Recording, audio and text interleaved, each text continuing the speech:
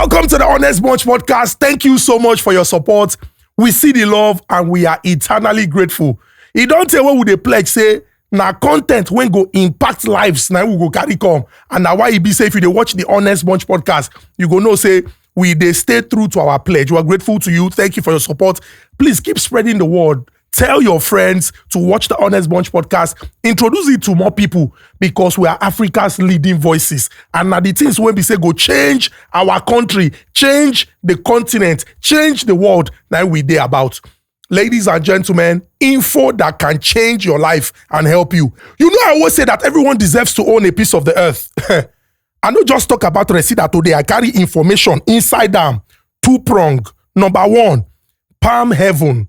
You go pay for land. No be say you go just they go around and tell people say, I own landed property or I own land. No, this land go they work for you.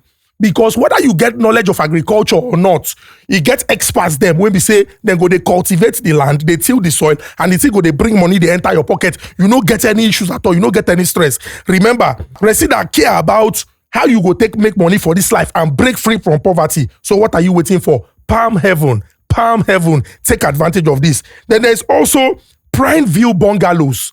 Now, these bungalows, the studio apartments, where they for area where students they, working class people they. So you'll get them and people go they live inside them and you go they make plenty money. The money no plenty, na chinky the money. If you want the information, just follow and get that information. Resida go run for you. Then there's also CD care. If you want to buy your gadgets, your electronic equipment, you don't need to stress yourself.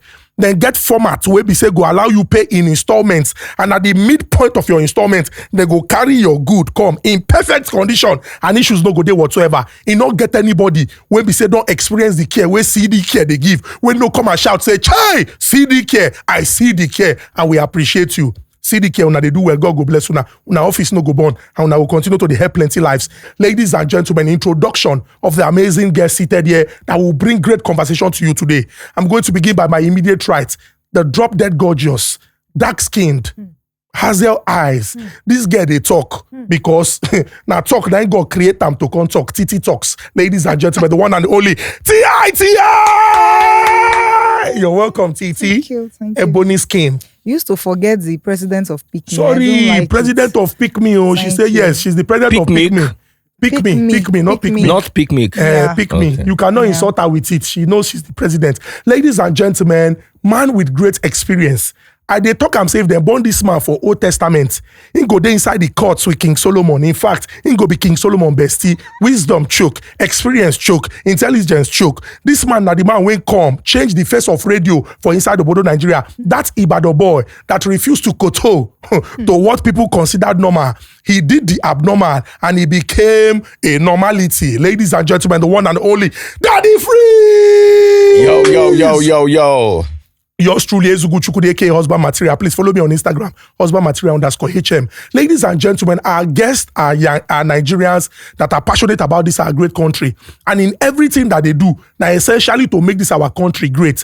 Our first guest, na person when we say, when it comes to security matter, from when he's small, when in the belly, I mean, don't do hand like this because his security there inside his body is sabi and well. And when he begin to dissect issues as a public affairs analyst, you go know say in sabi well. Ladies and gentlemen, please put your hands together for Deyemi Saka. A round of applause. You know, say, when the guy they talk, and the thing session I mean we dey talk about, you go make your money plenty. Amen. Don't bury your talent. Amen. I accept it in Jesus' name. Ladies and gentlemen, for the second time on the Honest Bunch podcast, a Nigerian that is passionate about Nigeria.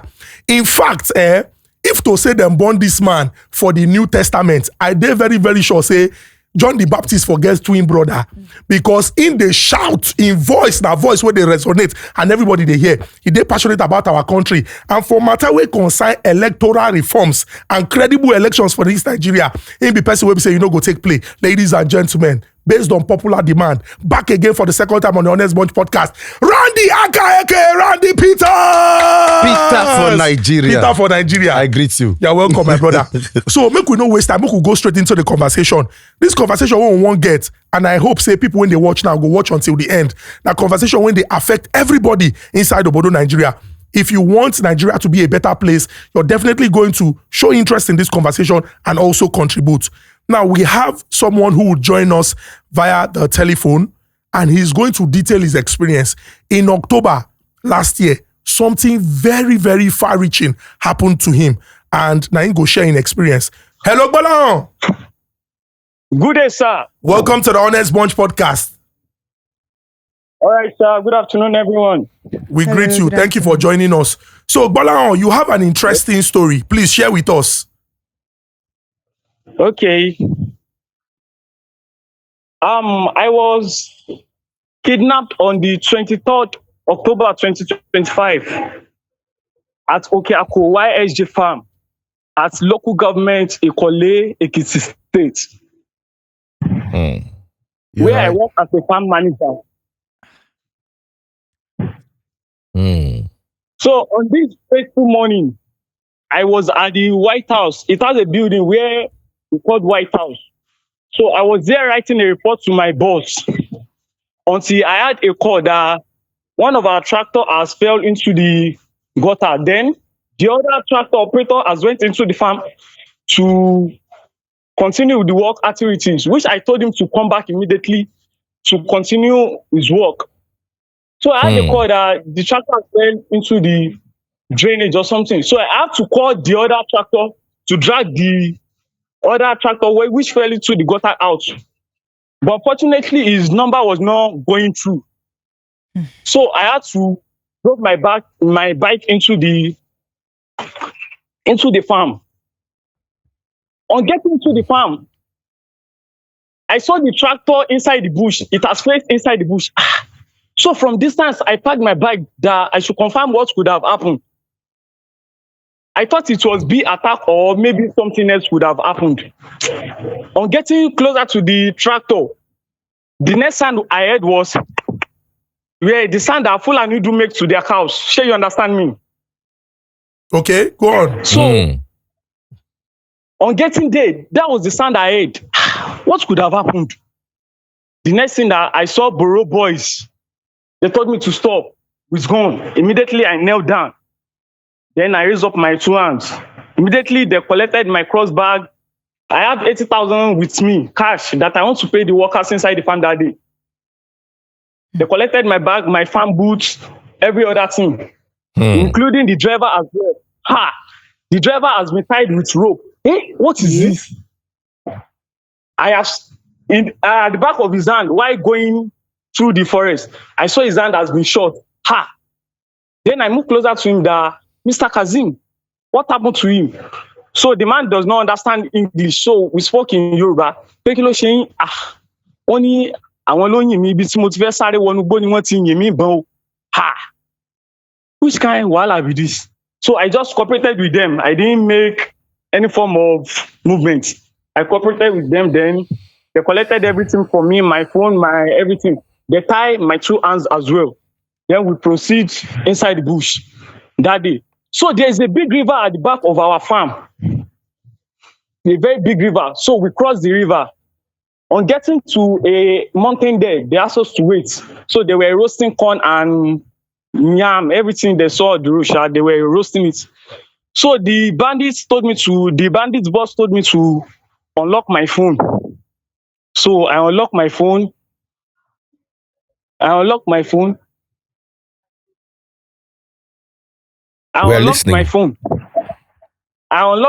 then unlocked my WhatsApp. He told me to remove the password from my phone and every other thing. So I did that. So while scrolling through my WhatsApp, anybody that you saw, he asked me, who is this? Who is this? Who is this? I kept on lying to him until he saw my boss, which is the YJ Limited, the woman who owns the farm. So that, who is this? Because during that period, a picture was with state governor, where they were on a table, which was with state governor. So the bandit boss asked me that, who is this? Then I told him that this is my employee. Then he said, no problem, that I should call the woman. Immediately I pick up my phone, then call the woman. That, madam, I have been kidnapped. Madam said I should not worry. And the phone is on loudspeaker. Madam said I should not worry, that she will send down police, army and drone that I should just calm down, that everything will be fine.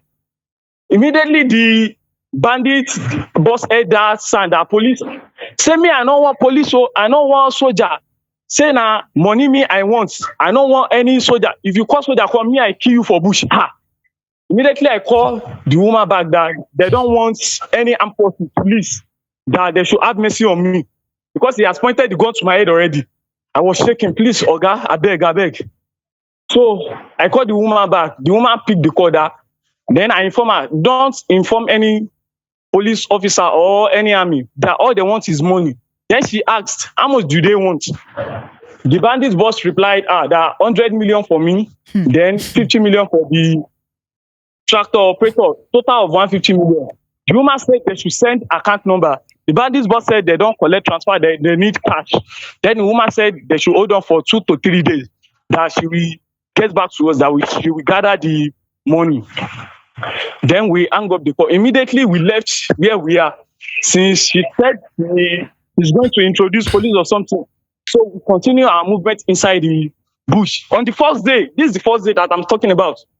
So along the road, anybody they saw on the road as well, because they were 7 in number with AK-47 rifle. So as we were walking along inside the bush, any other people that you saw on the road, we packed them together, everybody, both farmer, bike men, everybody. So it shall pack every one of us, the first day and the second day, total of 11 people, including me and the driver, making 11 people along the road. So we were working day and night. So we fed on the maize that we see on people's farm and yam. We asked us to uproot people's yam and harvest their maize as well. So we continue like that till then we drink the water of this river water that we see on the road. That's what we drink. So we continue our journey like that till the 5th day before we get to their base. So along the road, inside our forest, there was a day, on the 3rd day, then he told me to call the woman again. Unfortunately for me, the woman has blocked our line. It's not going through again. So that was when I introduced my mom to the case that I had been kidnapped, that YJ is no more picking my call, that she has blocked the bandits' number. So that was how we proceeded to get to their base. So on getting to their base, they called. They gave us a small phone that we should call everyone. So everyone should start calling their family. So they start the negotiation from there. So as well for my mom, they tell her to find a woman or a person that understands Hausa very well, so they can speak fluently, because they don't understand English.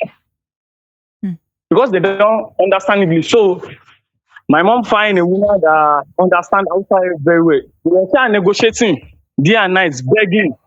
So anytime we make a call to negotiate, it's always terrible. They do beat us like we are cow without their Fulani stick. They will beat us mercilessly, beat us over and over again, including the driver that has bullets in his hand already. So they keep beating us. Everything went like that. After a week later, so they agreed with my mom that they will pay 50 million naira. Then no problem. The bandit said no problem, that is going to accept 50 million naira and other items, which was like 2 cartons of pig milk, Legend beer, black bullets, Congo of rice, at least 10 Congo of rice, beans. They shall collected different items, 200 phones. What else can I remember? Clothes, shoe. They shall ask for different things. That item is close to 600,000 according to my mom. So they shall bring the ransom and the items requested for after the 8 days. So after the 8 days, they brought the items.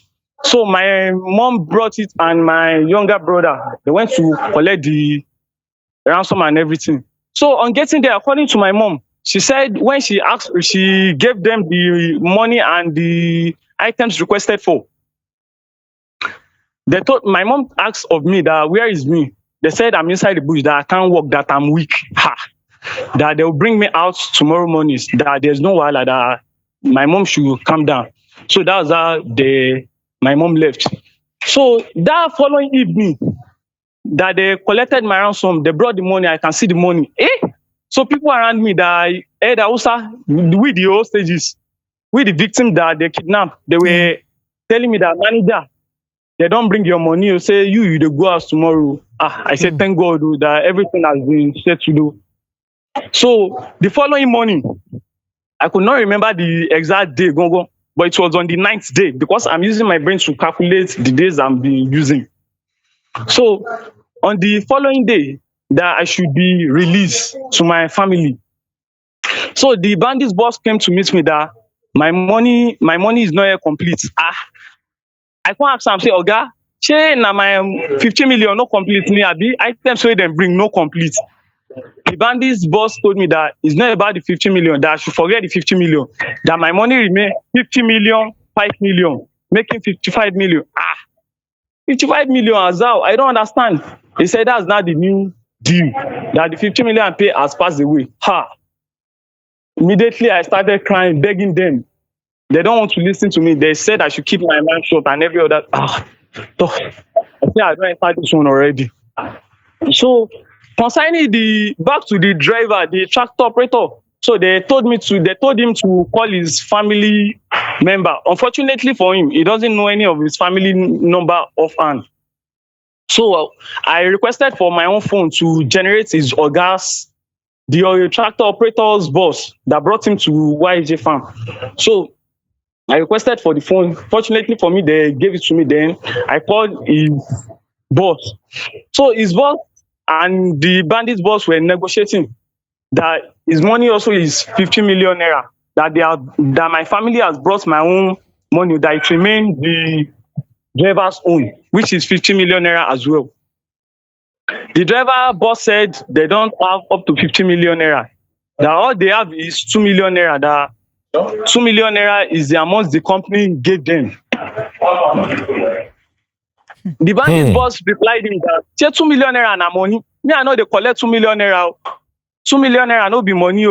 If you talk say na 2 million you get, me I go waste driver for bush. The reply of the tractor operator driver was, they don't, because that man does not understand English. Let me just introduce this Yoruba. That gbogbo tani na nu, they are from Shaki. But nkan tẹ́ bá fẹ́ ṣe fún ni ẹ ṣe fún o. Gbogbo tí company fún wa náà ní 2 million naira. Ráwọn èèyàn ṣe nǹkan kan fún o. Immediately the bandits boss heard that. He shot the guy twice. One in the stomach, one at the chest. I thought it was a joke. Immediately I start urinating on my body. Say, hey, go. So this is the way I'm going to die as well. I keep shivering. My body was shaking. God, hey. Hey.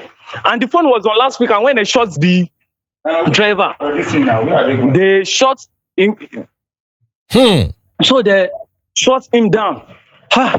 So the tractor operator now said, they just hang up the call. So they are not telling me that, manager, you self, you don't see him, abi. You don't see him. Say we don't kill driver, abi. So you go call your mama now and say your money remain 55 million.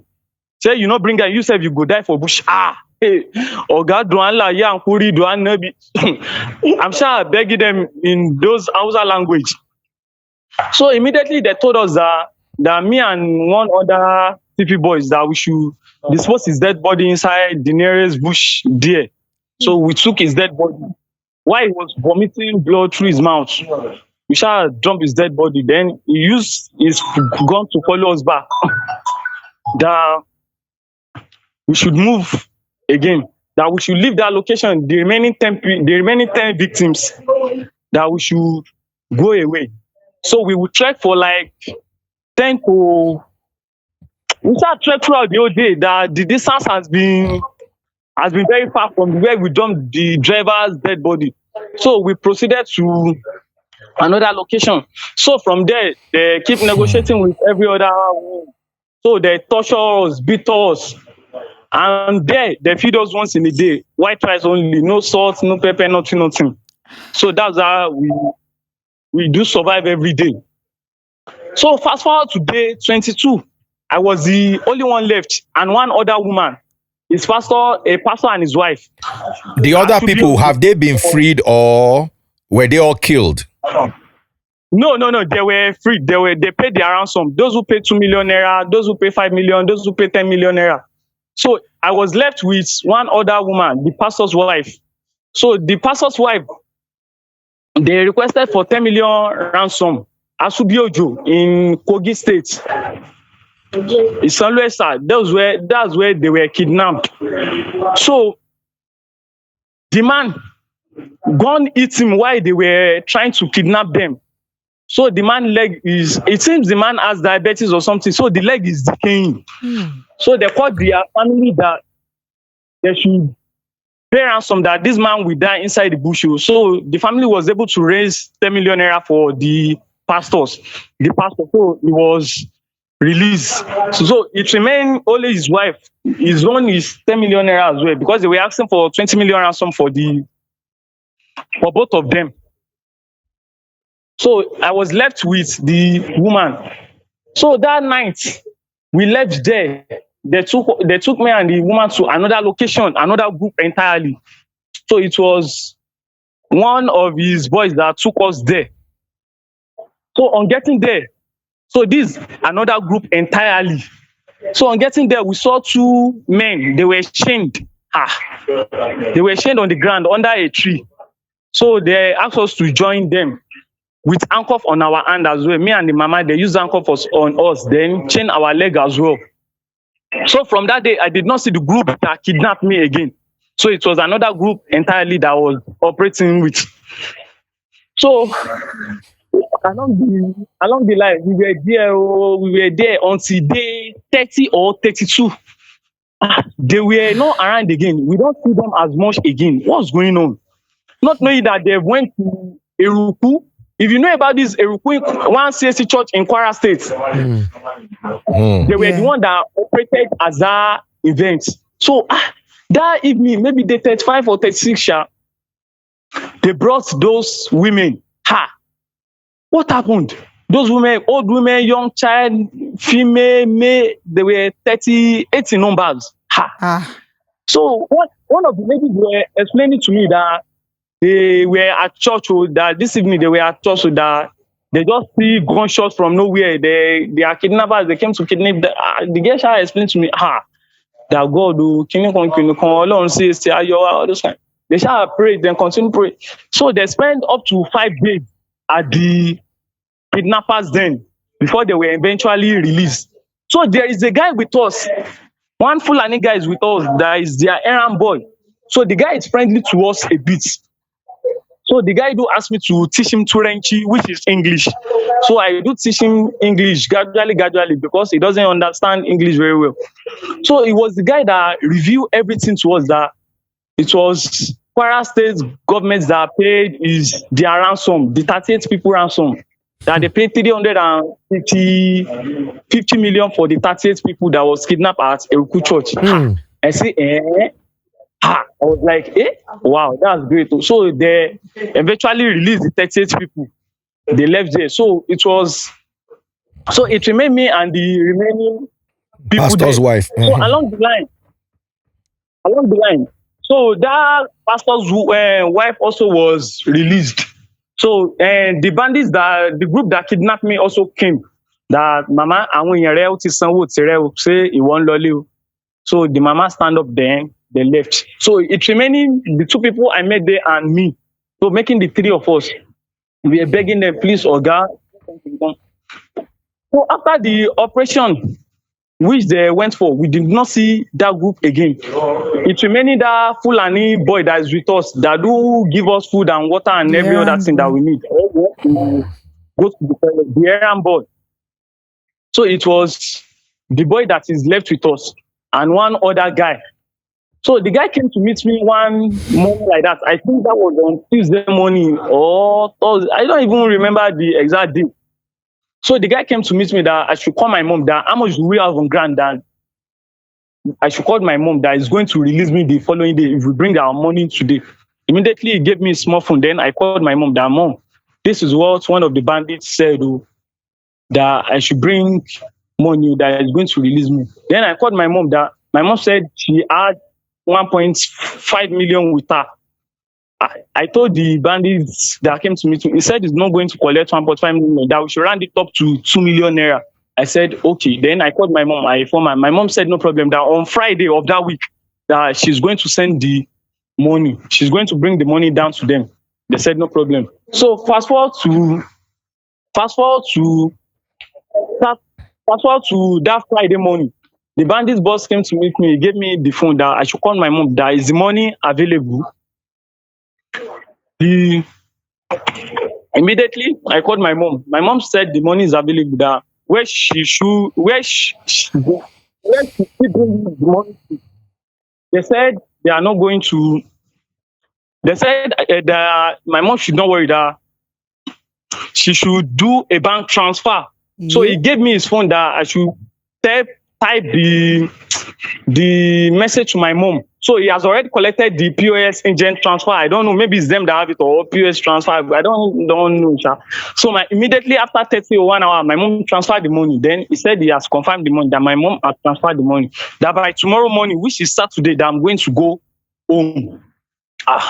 I said, thank God. Oh. The Baba with me and one other outside guy with me said, thank God, oh, manager, you don't go out, so you go leave us for you. I said, God, we shall pray together that God will see them through as well. So come Saturday morning, I was expecting this guy that he should take me out of here. Unfortunately, I did not see him till Saturday evening, that we can't go anywhere again. He came around, then called the errand boy with us. He called him downstairs. They were discussing, and I think he gave him money.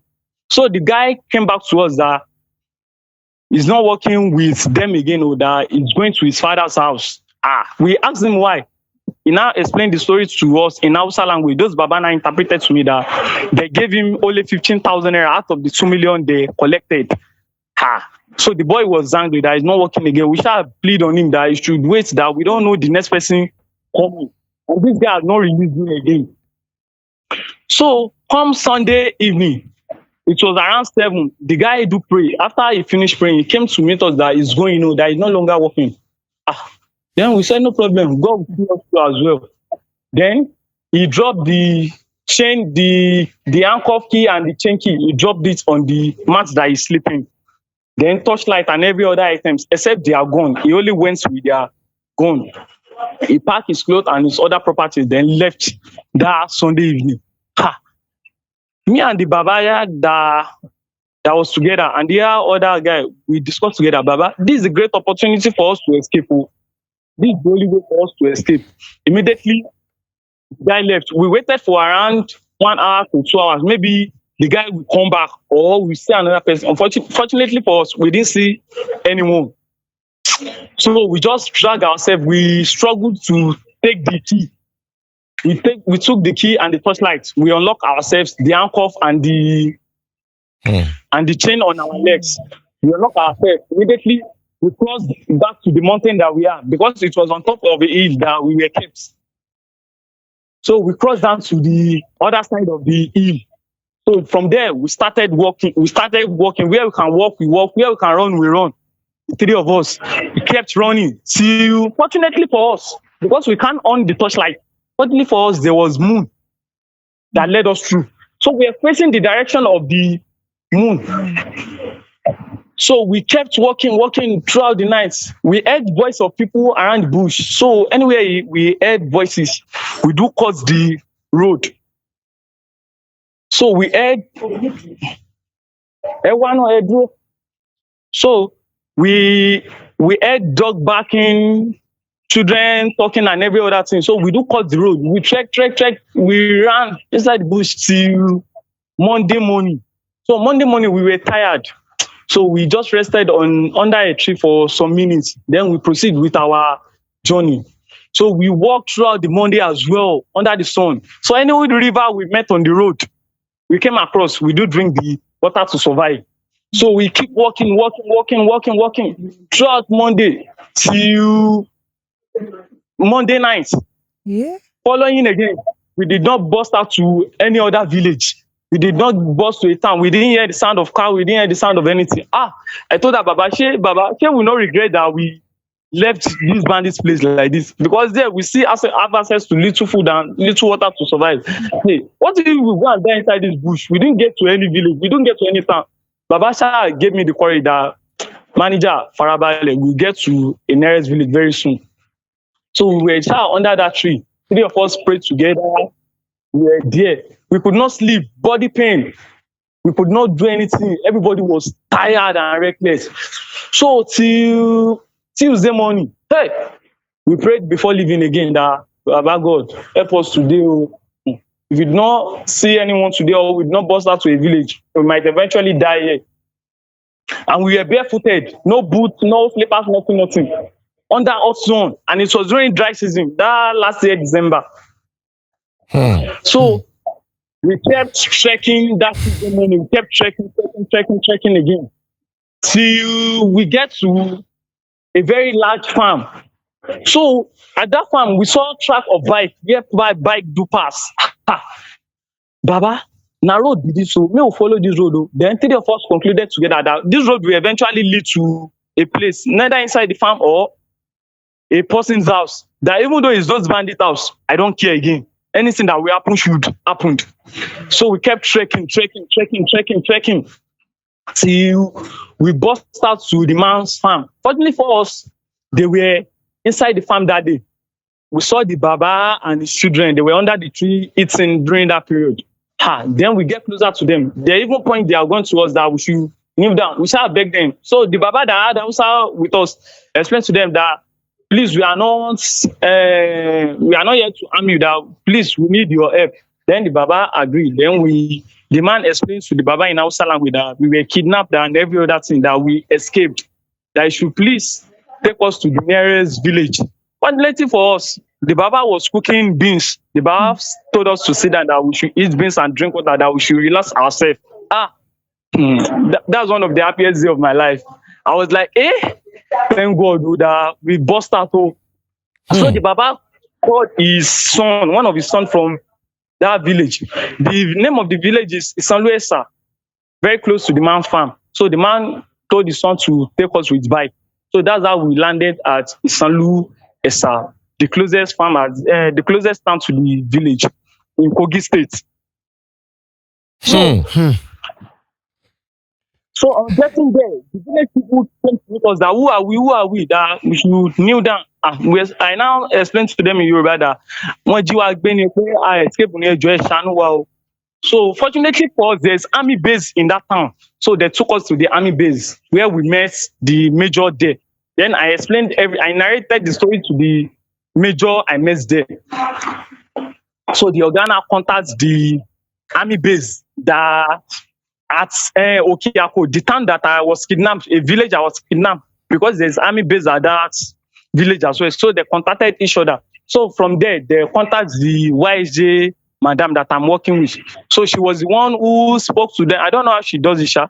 She was the one who arranged the vehicle, the army vehicle that came to take us from Isanluesa to Ado-Ekiti that day.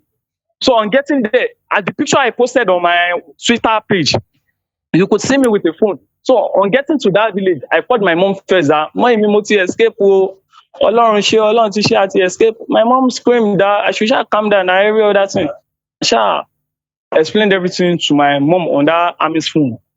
So that's how we got to Ado-Ekiti that day. So they took us to RRS office at Ado-Ekiti. Then on getting there, the 3 of us, they told us to write statements, and my mom also that she could write a statement. I said, okay, no problem, that everything is fine. Then my mom arrived, she wrote a statement as well, then we left, including the other guys as well. So that's how we left. Then the following day, I went to the barber's salon, I cleaned myself up, then go to a nearest hospital as well to treat myself. So where I was sick, I lost 10 kg weight. I was drinking. So I lost 10 kg of my weight. Then they did medical test for me. Nothing was wrong with me medically. So that was how the case happened. So fast forward to maybe a week later. Sir, should my mom also speak or he doesn't need, sir? No, it's okay. It's okay. It's okay. Just continue with your story. Just wrap your story. It's okay. Let's Okay, not so I belabor want to wrap Momsi the- with reliving the experience. Mm. So let me wrap up the story. A week or 2 weeks later, so I posted on my WhatsApp status that thank God I finally escaped, that I'm out. So one of the farm manager that work at another location, I don't even know where the guy is working. So he called me, then I narrated the story for him and every other thing. Because it seems the guy is no longer working with them. So he was the one who told me that when I escaped, that Madam said, because I have the voice note as well with me, that adúpẹ́ lọ́wọ́ Èkìtì state government o, pé Èkìtì state government ti rí Gbolahan o, pé Èkìtì state government ló gbà mí kalẹ̀ o. Then my head back that how Èkìtì state government, how, as how? I didn't understand. How? Then he further explained to me that the woman also collected 52 million naira from Èkìtì state government. Yeah. And I was begging you, and my mom was begging this woman. She even instructed my mom that my mom is disturbing her. Ha! Madam, ọmọ yìí, ọkọ yín ló ti ń ṣiṣẹ́, kí ló dé tẹ̀ ń ṣe báyìí fún? Ṣé ó ṣe nǹkan burúkú fún yín ni àbí kí ló ṣe fún yín? Inú oko ló ti ń ṣiṣẹ́, kì í ṣe pé ó rìn lọ ni wọ́n ṣe gbé. All those kind of things. My mom was pleading on her before she could send the 2 million naira she sent to us during that period that we were searching for 50 million ransom. What do you call So, the name you of this know- farm again, please? It's YSJ farm. I know the farm. Is Okako is after Ekpa Gbolahan. I knew your story. Yes. You are right, sir. You are right, sir. Even as we speak now, there's a massive security, a combined effort of Amotekun, police, army working there, they're climbing base. So I know the story very well. I want And us to zone in on this woman. Yeah, the woman in question, she has a terrible reputation. What is said about the woman from first day, second day, I cannot fault it because that was what it was, going around in town. Even till date, some workers or some people, I think she's the one that also has this farm project and everything that promised them a certain amount of money, and she should change them. And I can't remember her name precisely, but she has a terrible reputation. I know the name of the farm, the name of the woman, the name of the farm is YSG. What's the woman's name? The woman's name. Yemisi Samuel Joluel. That's Yeah. the full meaning of the YSG. Yeah, YSG. I under the Agbeluyewa project or something. His story is true. You can't fault it. And why? And when you said the Solosa, whatever, Ekiti shares border with Kogi. And it's so sad that Exactly, sir. it's so sad that from Ponyon to let you know that Ponyon to take you to Okeotun to really Ìjọwá to Okeako Ìpawọ̀ Ẹ̀sùn Ayédùn. You know the road very well, sir. You know the routine There's very no well, sir. police formation there except the military detachment. They have a mini depot there at Okeako, so close to where those traditional Oba rulers were killed. And the next one before you get to Ikpao, Very right, sir. Exactly. the one you get to Ikpao is not occupied. You just have to see their barriers there. But I think now there is a massive patrol back and forth. I know that story because I think it happened just 2-3 days before I got into that town, or 2-3 days after I left the town. So I knew his story. I cannot fault it, and it's quite pathetic. All right. So Gbolahan, you tweeted something recently about the phone number that was used to call. Let me explain that one as well. So on the third day, after I was kidnapped, so we were trekking inside the forest. So we rested on a mountain, a hill. So he told me to come, that I should call my oga or my family member, that they should transfer data to him, that he need data on his mobile phone.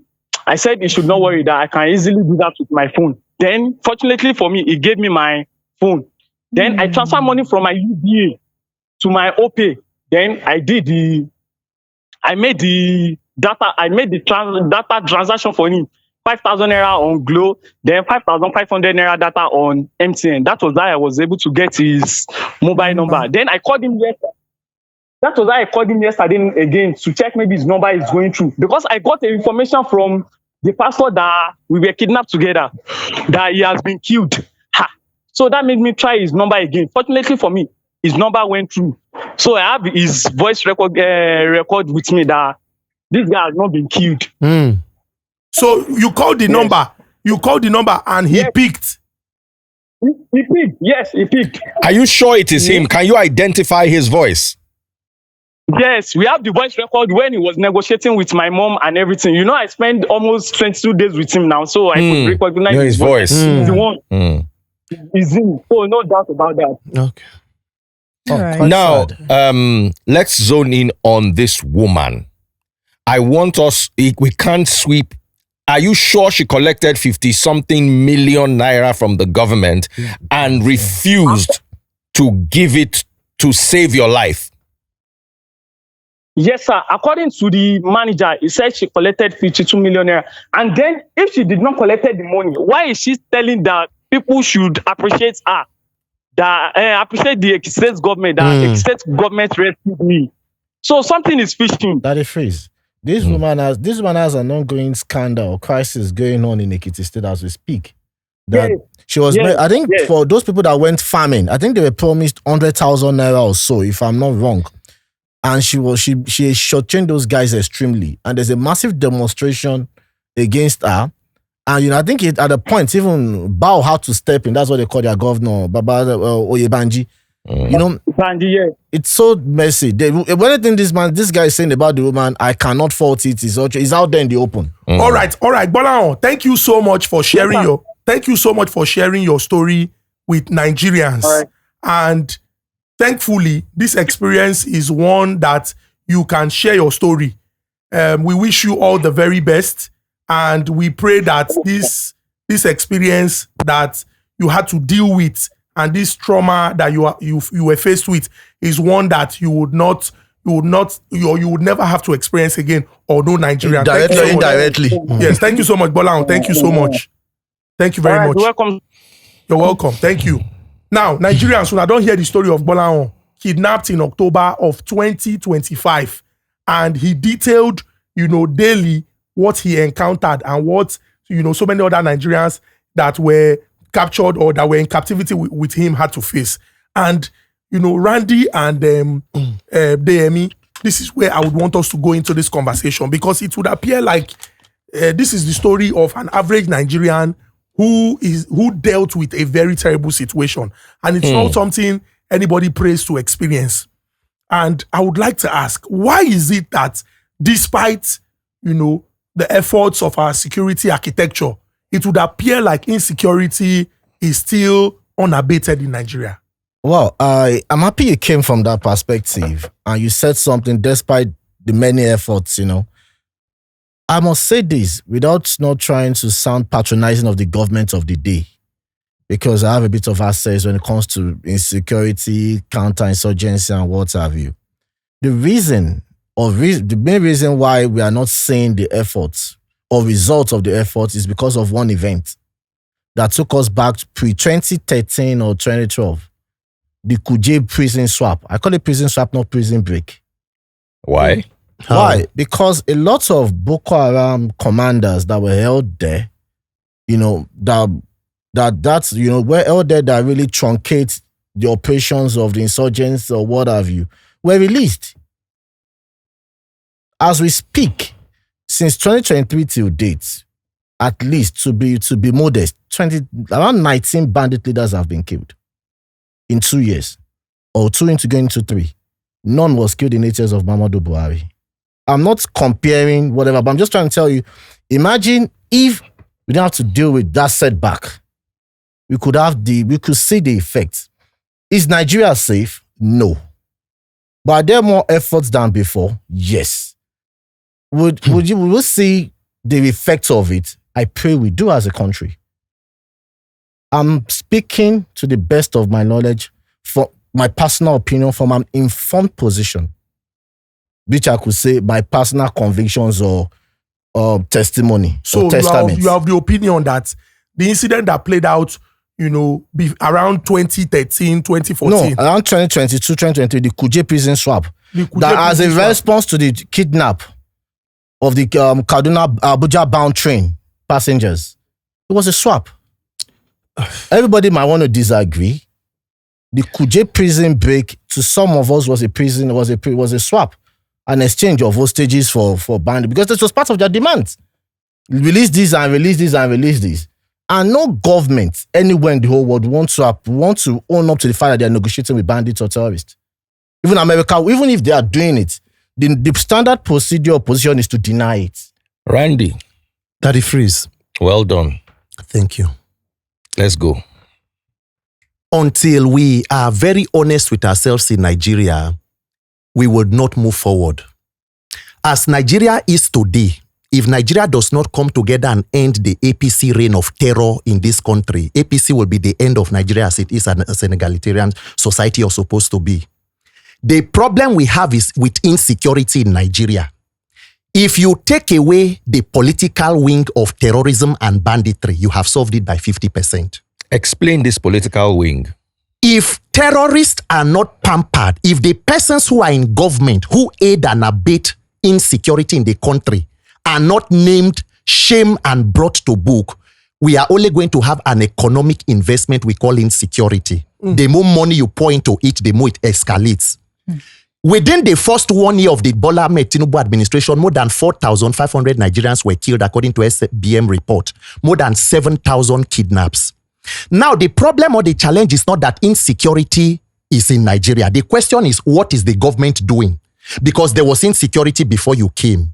So now we can take the reports of what exactly the Tinubu government has been doing.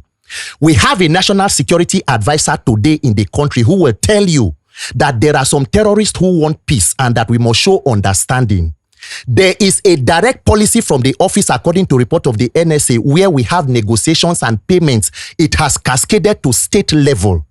And that is why today you can see that in Nigeria, terrorists under the Jonathan administration, where Tinubu said that the fostering insecurity is a call to question whether there is a government in Nigeria. That was in the Northeast. Today, all across the country is a theater of war and blood. And guess what? We have a policy with government where insecurity officials and security officials have stakeholder meeting. Like it was said, Zekeri mentioned it here in Katsina, for example.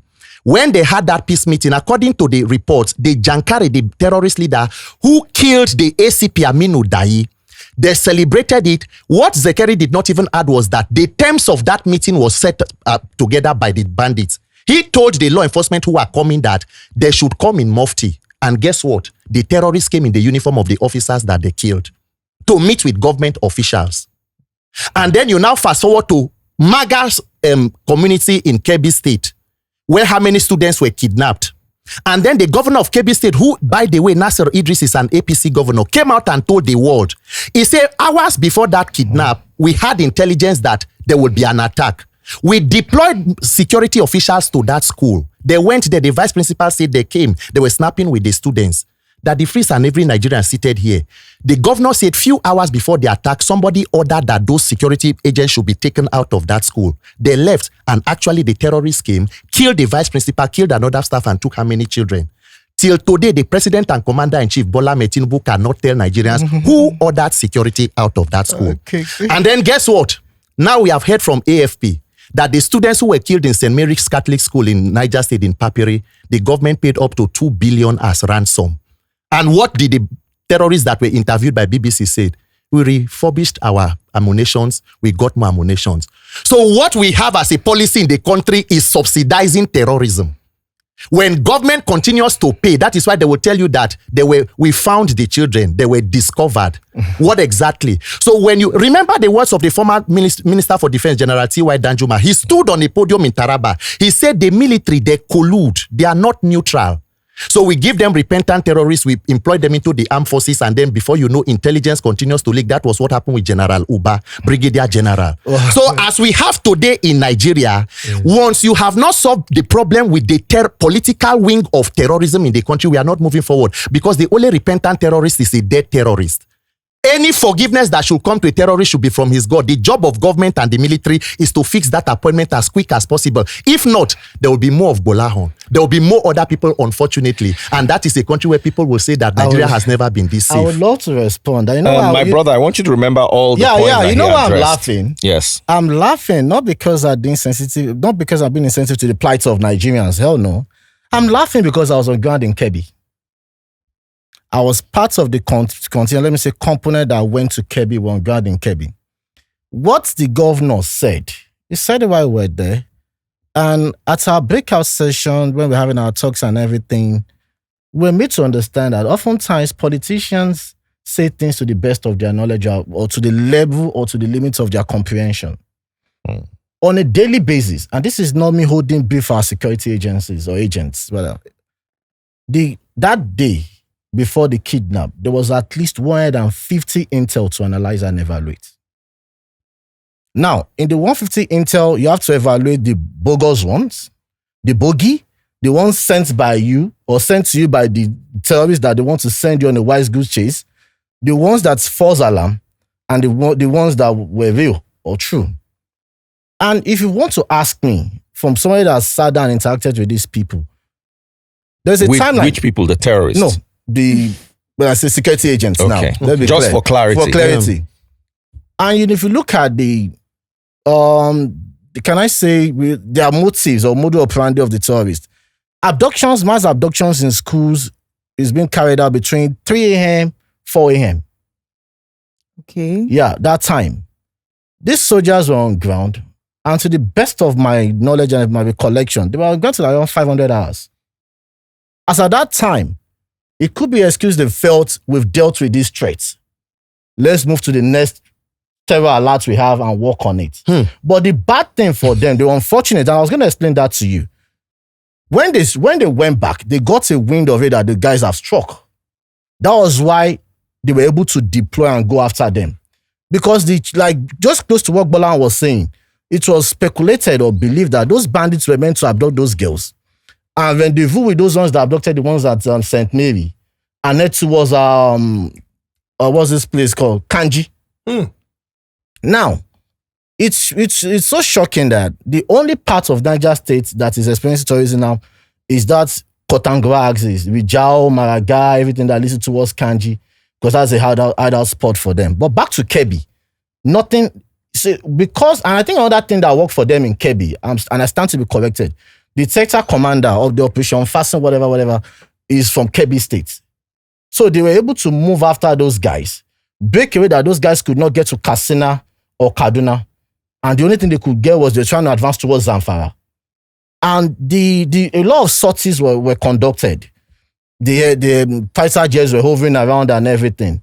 Was what forced those guys to agree to the terms of leaving those girls. And the town was like, we'll release those girls, please don't engage us. I can speak to Kebbi because I was on ground in Kebbi. Okay, the terrorists pleaded with government not to engage them. Let me explain something to you. That's quite interesting. In any hostage crisis situation, we should not pander to emotions. The priority of the authorities is to get your people back to safety. That is why we have negotiators in hostage crisis situation. Because if it's something you can go boots on ground, you don't need a negotiator. It's a standard operational procedure. So it is consistent now. So Kwara paid ransom, Niger paid ransom. So that's your consistent. I took my time. I waited. I held on to my positions. I allowed it finished. So the priority of the government, and if we were on ground to get these girls to safety, why do you need the bloodshed? The priority as at that time. And another thing you should know, when people in counter-insurgency, counter-terrorism, and what have you, if your enemy has demonstrated the capacity, the competence, the capability to strike deadly, you have to be careful. To any government, what would they have profited Nigeria as a nation, Bola Ahmed Tinubu as a government, to have allowed a bloodshed because you want to sound good in the eyes of some Nigerians, not all, and getting those girls back to safety? Deyemi, yeah. Are you saying that the government, or let me just ask you, does the government, in your opinion, have the necessary ammunition? Does the government have the necessary manpower? Does the government have the necessary training to deal with these people? Yeah, I will tell you equipment, yes. I will tell you resources, yes. But two things are lacking. They're manpower and intelligence. When I mean intelligence now, I'm saying human intelligence. I'll cite a very classical example. If you are traveling to Mina It's like my second home. Anytime, if you get to Mokwa, I'm not speaking from Jeba to Ilorin, Ogbomoso, and what have you. If you get to Mokwa to Bida to Mina, or Mokwa to Bida to Agay to back to Lambata, what have you. If your car gets bad, develop a fault on the road, you can lock your car by 6 p.m. and come back 6 p.m. the following day and it's still intact. Why? There was this thing, and this is not me blaming Nigerians, but there's something called the resolve of the people there that made it inhabitable to bandits. They're not cooperating. In the Sonluesa, Eruku, whatever, when the security operatives went on a massive onslaught, the logistics suppliers, or one of the logistics suppliers of the bandits, is an indigene of that state. One that was recently captured in Ayedu, the military operation I was talking about, is an indigene of that town. So, bottom line is, and I'll explain why the government has lost data as well, lost ground. The government could have whatever reason for its economic policies, why they needed to roll it out the way they did. But the hardship that brought upon Nigeria made the government lose ground when it comes to human intelligence. That is why an identified terrorist gathering could change to a religious gathering when the army was going to strike. Because the people now, the terrorists now found a way to either hold tight to their enclaves and the host communities, make them see them as their savior or the people you should fear or respect or listen to more. In terms of equipment, we have, even Naval Base Ojo, they has drones. Naval Base Ojo has drones.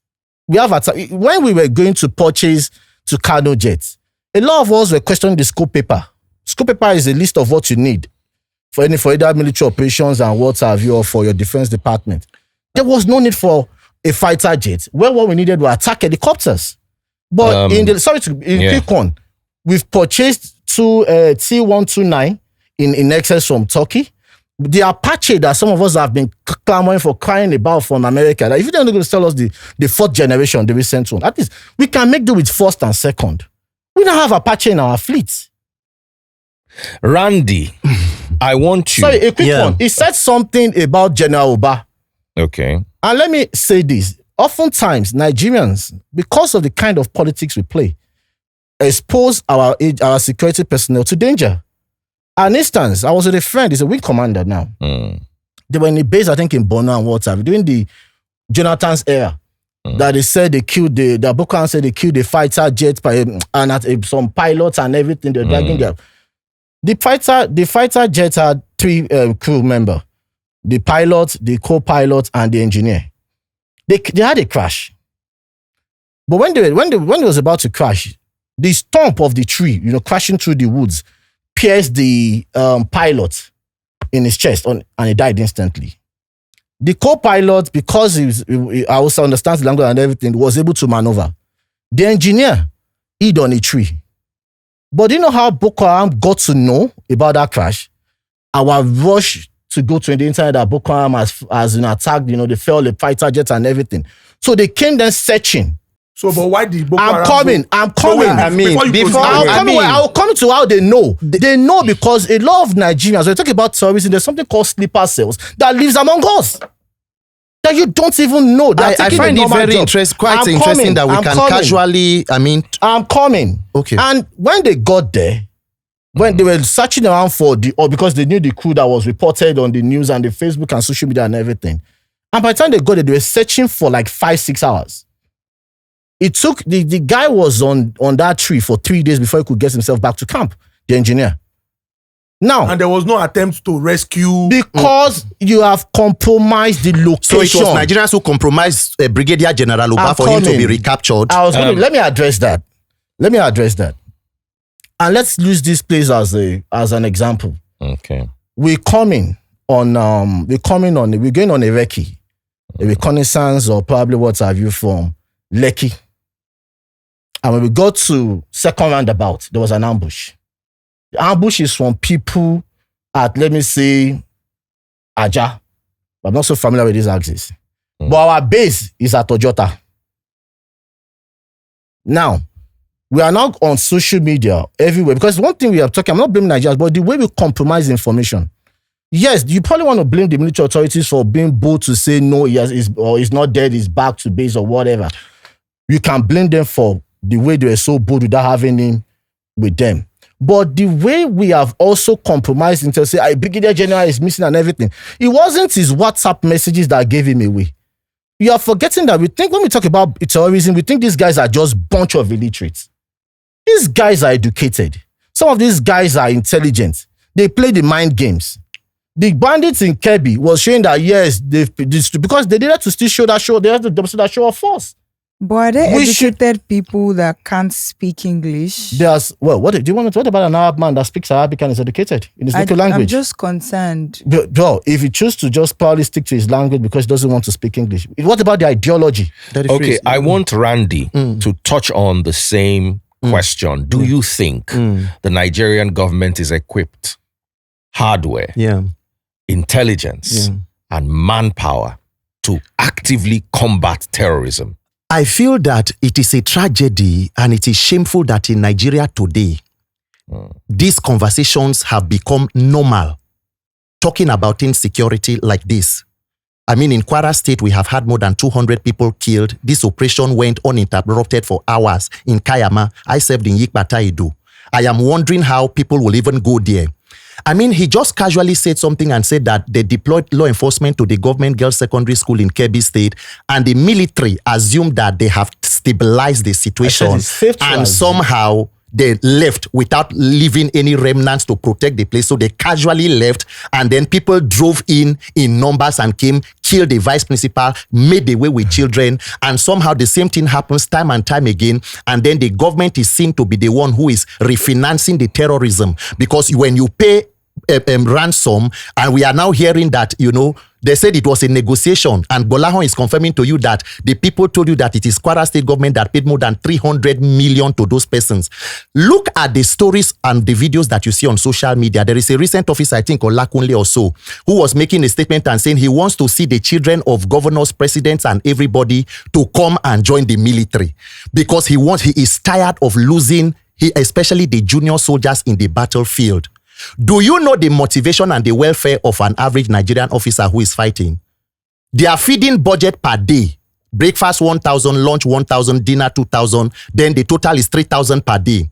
And the government is paying a ransom of about 2 billion to terrorists, let us imagine.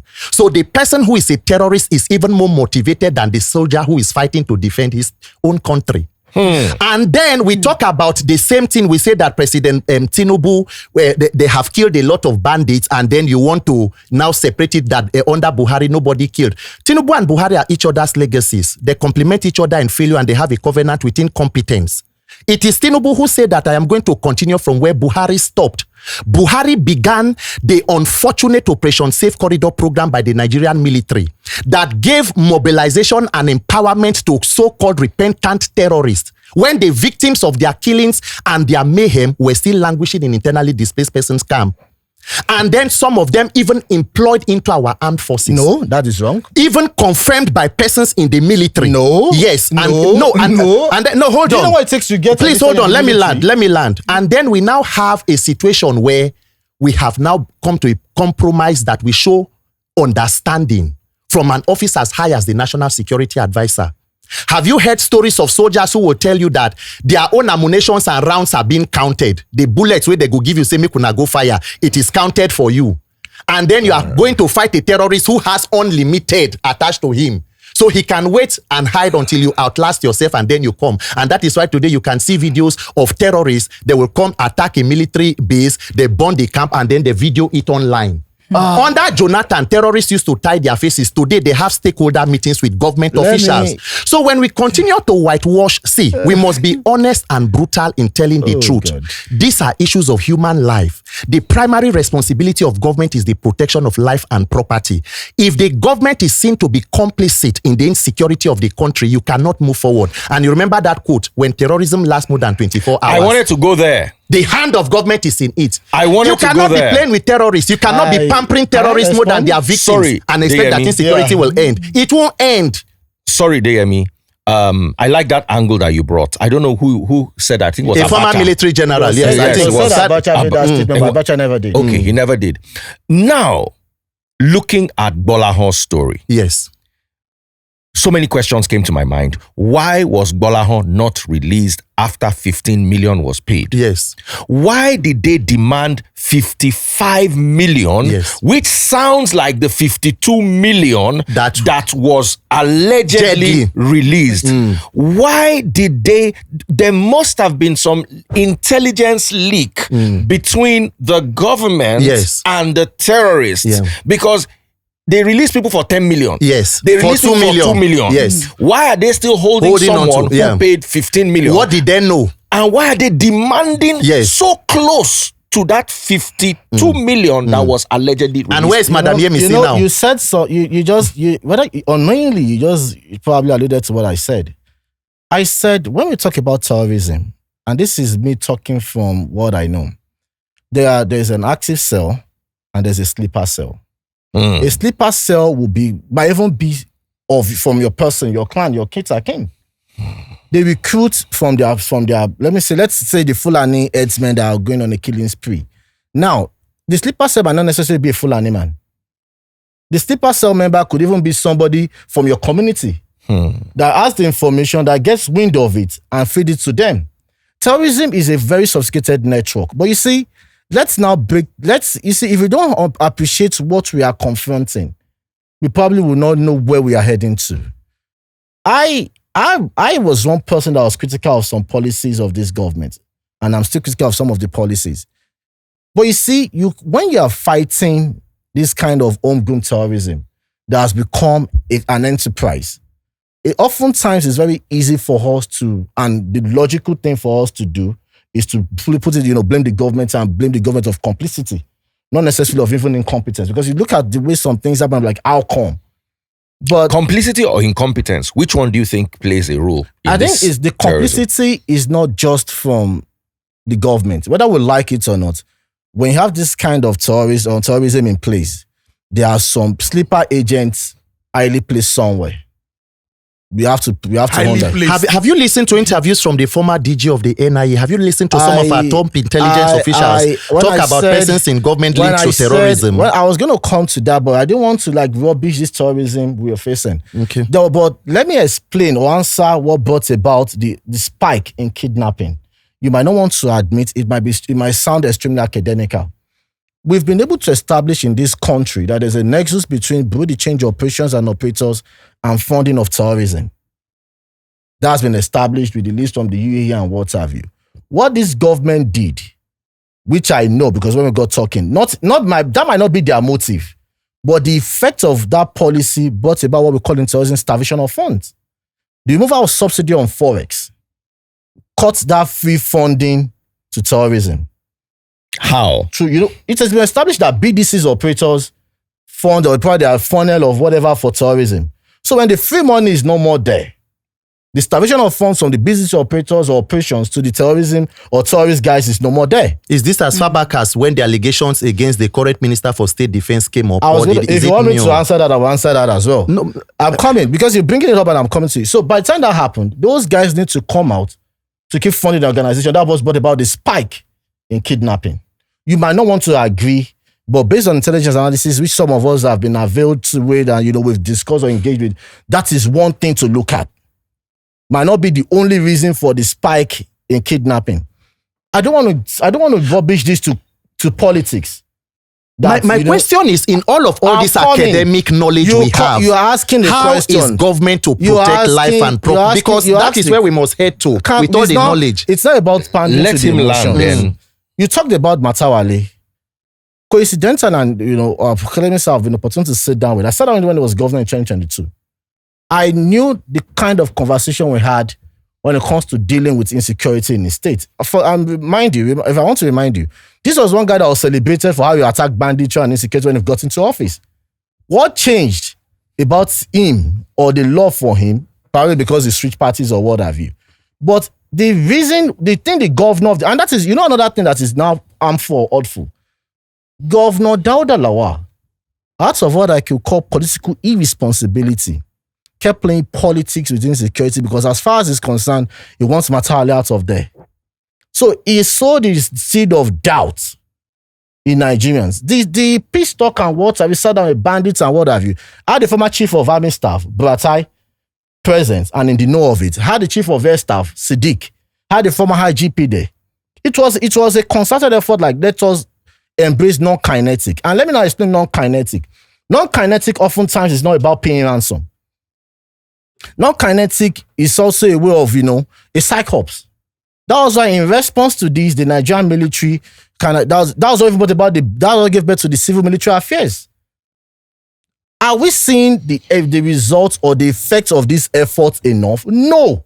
I'm not going to tell you that Nigeria is safe. So what does that mean? Does that mean that the method that we are using to approach solving this problem is not working and you have to change it? No, to change to what? You mentioned no, but if you keep using the same thing, if you keep using a particular method and the result you get is more insecurity, or you have a situation where you also admit that there's a problem, don't you need to change it? Now, I would probably want to respond. I think to the best of my knowledge, and I keep saying that to the best of my knowledge without sounding patronizing, I think everything by the book has been done and is being done. Everything by the book? By the book is being done and has been done. So for me, I don't know where we need to do more as a people, because sometimes we sit down. It is depressing. I know where we have to do more. It is depressing when you look at, when you get this news and what have you, and it makes the sense or the knowledge so lacking. So absent. If you're asking yourself what is happening, I will give you a shocking instance. Do you know that as we speak today in Zamfara, and I want anybody to probably contradict me, ladies in Zamfara, leave the town, go into the forest and serve as hookup to bandits. In Zamfara State? Yes. And come back to town and oftentimes serves as logistic person to those guys, knowingly or unknowingly. Now, how does the security agent or agencies want to even pick that out? The people in Zamfara now are even very scared of telling you that this is a bandit, because they even feel as a community, they are compromised. You see, Randy was saying some things, and he spoke about motivation. And we're going to get to government policies and all that, because how does a soldier who 4,000 naira a day. I doubt that. 3,000 naira. 1,000 per meal. That, 1,000 per meal, according to Randy. I doubt that. And how do you expect women who have access to men who are funded in the billions not to easily compromise in a situation like this we found ourselves? Before you answer, Randy hasn't fully dealt with the government in your opinion. Yeah. And I'm going to take it to the next level when you're done answering this. Yeah. Do you think the government has the capacity to tackle terrorism? Because Zekeri said that, in 1 year, a serious government can end insecurity. My dear sister, the Nigerian military that had been deployed to places like Liberia, Sierra Leone, and other international conflicts, are they different from what we have today? What happened to the Nigerian military? Are members of our armed forces weak? Is it because they do not know what to do? Is there somebody sabotaging them, or there is no political will to end insecurity? I am repeating it to you that until you end the political wing of terrorism, you will not end the one on the theater. Do you think the government is capable of doing that? The government will only be capable when there is sincerity of purpose to go and address the root causes of the insecurity. And if persons are known to government, look, my dear sister, how do people move in motorbikes in 50s and 100s into a school and cut away with more than 200 human beings uninterrupted? How do somebody is telling you now that he came after he has been released from kidnap and he is calling that person and the person is still active? No. In fact, he said the terrorists, from what Gbolahan said, they even had a POS. It is a sophisticated criminal enterprise, but somehow in that country, we do not have network for elections. But as far as the wilderness where they took them and were parading, there was enough network to communicate with the people in town. If we sit down here and begin to make, excuses that are convenient for government, every day we allow bandits and terrorists to have the upper hand, innocent Nigerians' lives are being put at risk. And that is why today in Nigeria, and guess what? This government has set a dangerous precedent such that they have made it almost a policy to normalize killings. If you observe the trajectory of the Tinubu administration, do not mention, do not condemn, no statement, just move on. When the media talks about it, after sometimes it fizzles out. Under Jonathan, you will see statements like we condemn the killing. And it is even President Tinubu under Jonathan administration who kept putting out statements and saying the continuous killing of persons in the Northeast is proof that there is no government in Nigeria. Today, 100 people can be killed in Kayama. The president will attend the wedding in Abuja. Sorry, you mentioned, for you to respond better, you mentioned how the prison swap is a level of limitation to how the government can control situations not like control. this. Okay, how do you mean? I said that is why we've not seen the Okay, so with that being effects. said, can you please educate we Nigerians on how it's affecting I'm not it? Let me start with the comparison of Nigerian military, Liberia, Syria alone. There are two types of war or types of warfare: asymmetrical and symmetrical. Asymmetrical is the urban warfare. Like you probably want to say, you've probably seen this movie Black Hawk Down. Face to face. In urban area warfare. Symmetrical might be like the ones we had during the World War and everything. Warfare. But one thing is key that you need to have a success to wage a successful, operation and win these wars. Human intelligence. And I told you how the government lost it. The hardship on Nigerians made it impossible for us to get the much needed human intelligence as a country. And this is not me blaming the victims or excusing the government. Now, the question is said, if you know what leadership structure does in terrorism, you will know that the release, either through a jailbreak or which I call a prison swap, he has given them one, sophistication. He emboldened them that yes, the government, the country will do things at their terms and bidding. And three, it makes them get more funding. And I shared it with somebody before coming on set. We could picture a lot of ideologies.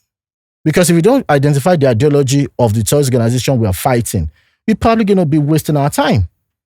We'll just be, we'll be reactionary, not proactive. I said this, I keep saying this, I don't know. I think to give the Jonathan administration some kudos, if not because of his face that was plastered around newspapers, you probably would not remember the face or recognize your NSA. But from the days of Muhammadu Buhari and Ribadu, you will know them. They're always media frenzy. Answer should not be that. Secondly, before I lose trail of my thoughts, if you can, somebody should look up the Old Kanemi Empire. The Old Kanemi Empire, look it up, now place it on modern day Africa. That's an ideology to identify. It reveals to you the theater of conflict in Africa that starts from Cameroon and terminates in Libya. But if we are not ready as a country to look at that as an ideology, we are not even ready to move anywhere. That's probably a response to Boko Haram and ISWAP threats. You probably will identify where you cannot have an idea of how they want to, you cannot do a mapping and a guesstimate of their approach, their attacks, and what's likely what they are doing or what they are looking for, what they want to gain. Now, another thing that happened to us, and this is not me trying to push the blame to one government, but it's just trying to let us know why we got it this bad. The administration of Buhari created, might not be deliberate, created the room for there to be a synergy between the Fulani herdsmen that are killing and the Boko Haram. That was what expanded the theater of conflict from northeast that made it extend to northwest as banditry. It's been there.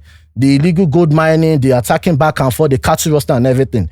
But he allowed, either through his inactions or policies, to allow a fusion of ideologies.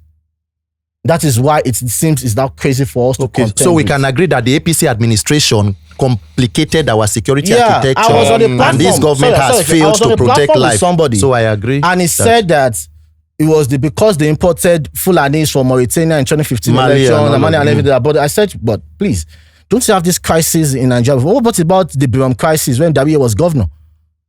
What brought about the state of emergency in Plateau State when Dawiye was the governor? But what happened was there was an escalation in 2015 because the government of the day allowed a fusion of deadly ideology. That is the APC government, yes. Now, this brings us to a very interesting juncture. Sheila and Idris were in these two seats. Zekeri, yes, about a week ago. And there's something I asked them. Yes. Do you think Nigeria is safer now than 10 years ago? Yeah. Before you respond, Sheila said he thinks Nigeria is safer and later apologized for it. While I have this from Reno Omokri. No, his apology was not what he said. To be clear, his apology was that it appeared insensitive like he was insensitive when he said it's not today that they have started kidnapping people from their houses. Yeah. Okay. So here is Reno Omokri, who was a presidential advisor during Goodluck Jonathan's regime with the president's son, Seyi Tinubu. And here's what Reno has to say. I'll just play about a minute of it. Movement. And I'm going to tell you why. Recently, some people who should know better said that Nigeria is now worse off than it was 10 years ago. Now, let me take your minds back to what was happening 10 years ago. In the Niger Delta, we had Niger Delta Avengers. They had bombed the oil and gas sector. Nigeria had gone from 1.9 million barrels per day to less than 1 million barrels per day. In the southeast, you had secessionists who had put that region almost to a standstill. 128 police stations were shut down. We moved down to the northwest, and then from Abuja to Kaduna, you could not drive. Every day it was a death trap. People were being abducted, were being kidnapped. In southern Kaduna, there was a genocide. People seem to have forgotten that. In the northeast, in Maiduguri, you had about 7 local governments where Boko Haram were in control. Now, because we have a very short memory in this country, we tend to forget about these things. All of these things have passed away. In the Nigerian Defense Academy, Boko Haram went there. Our Defense Academy killed soldiers. Boko Haram attacked the Presidential Guard of Brigades in Buhari. All of these things don't happen. 600 terrorists went with their motorbikes to Kuje prison, freed 849 of their colleagues. All of these things don't happen again. 10 years ago, states could not pay salaries. What's happening right now? Each state in Nigeria is getting at least 200%. I want Randy to respond first. He wants to respond. Or do you want to? Yeah, so he doesn't lose his train of thought. No, but for me, I won't sit down here and probably reduce the lives of Nigerians to data. I will not. It's quite insensitive. I'm not that ruthless when it comes to politics. I'm not. No, I won't go that route. But to probably say some things. Look at Soludo. Look at how he ended the sit at home in his state. Look at the reactions and the responses of the Southeast governors.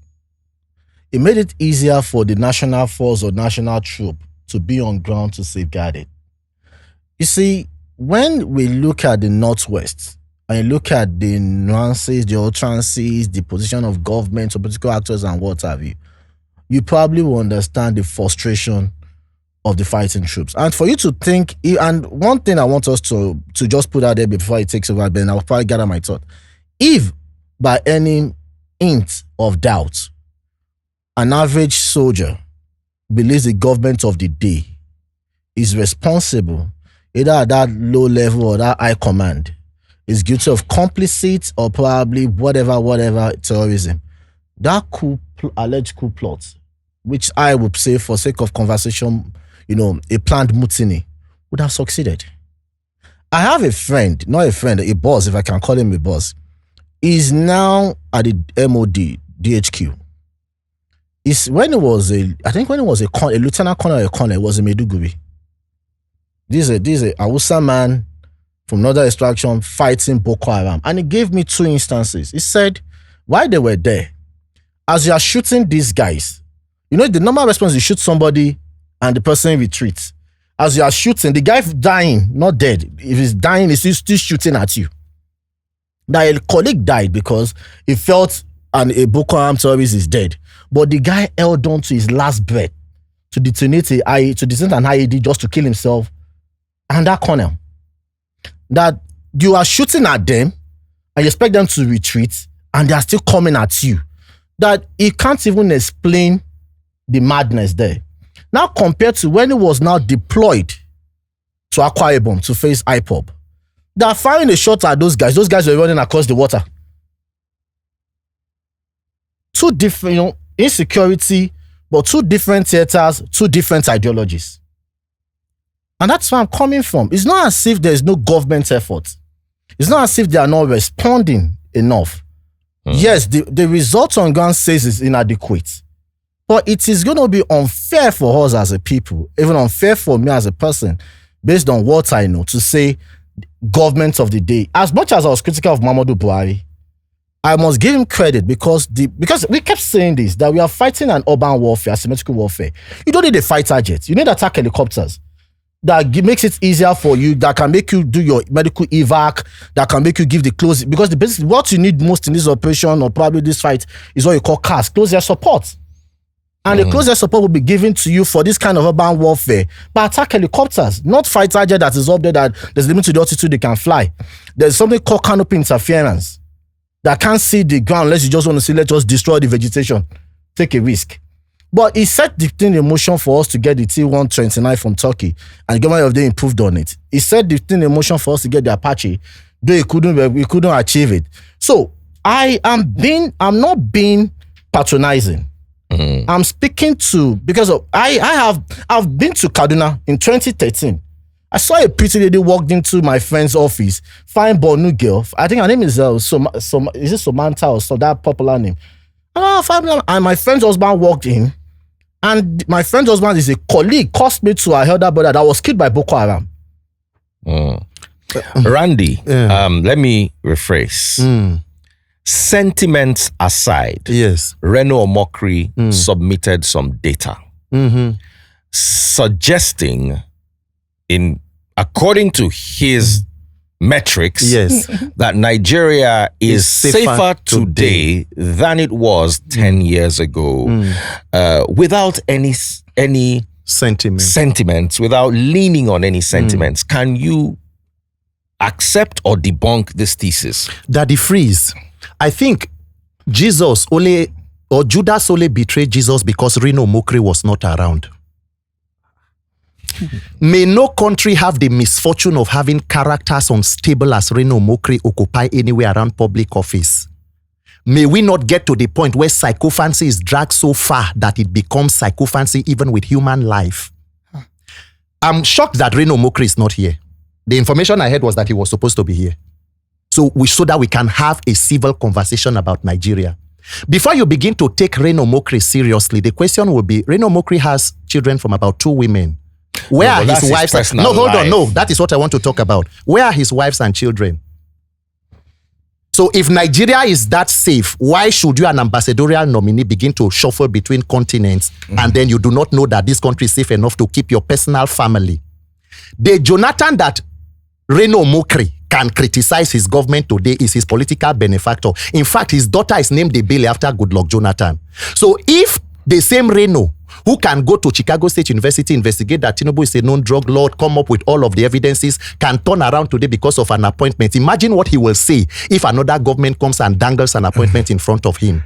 When even Sheyi Tinubu, who was standing beside there, was so shocked that he no believe saying, "I'm Papa, they do the thing where Reno they talk, say do so." Oh, good. Under Jonathan, this is a Borno state, to tell you the level of politicization of our insecurity. This is a Borno state lawmaker.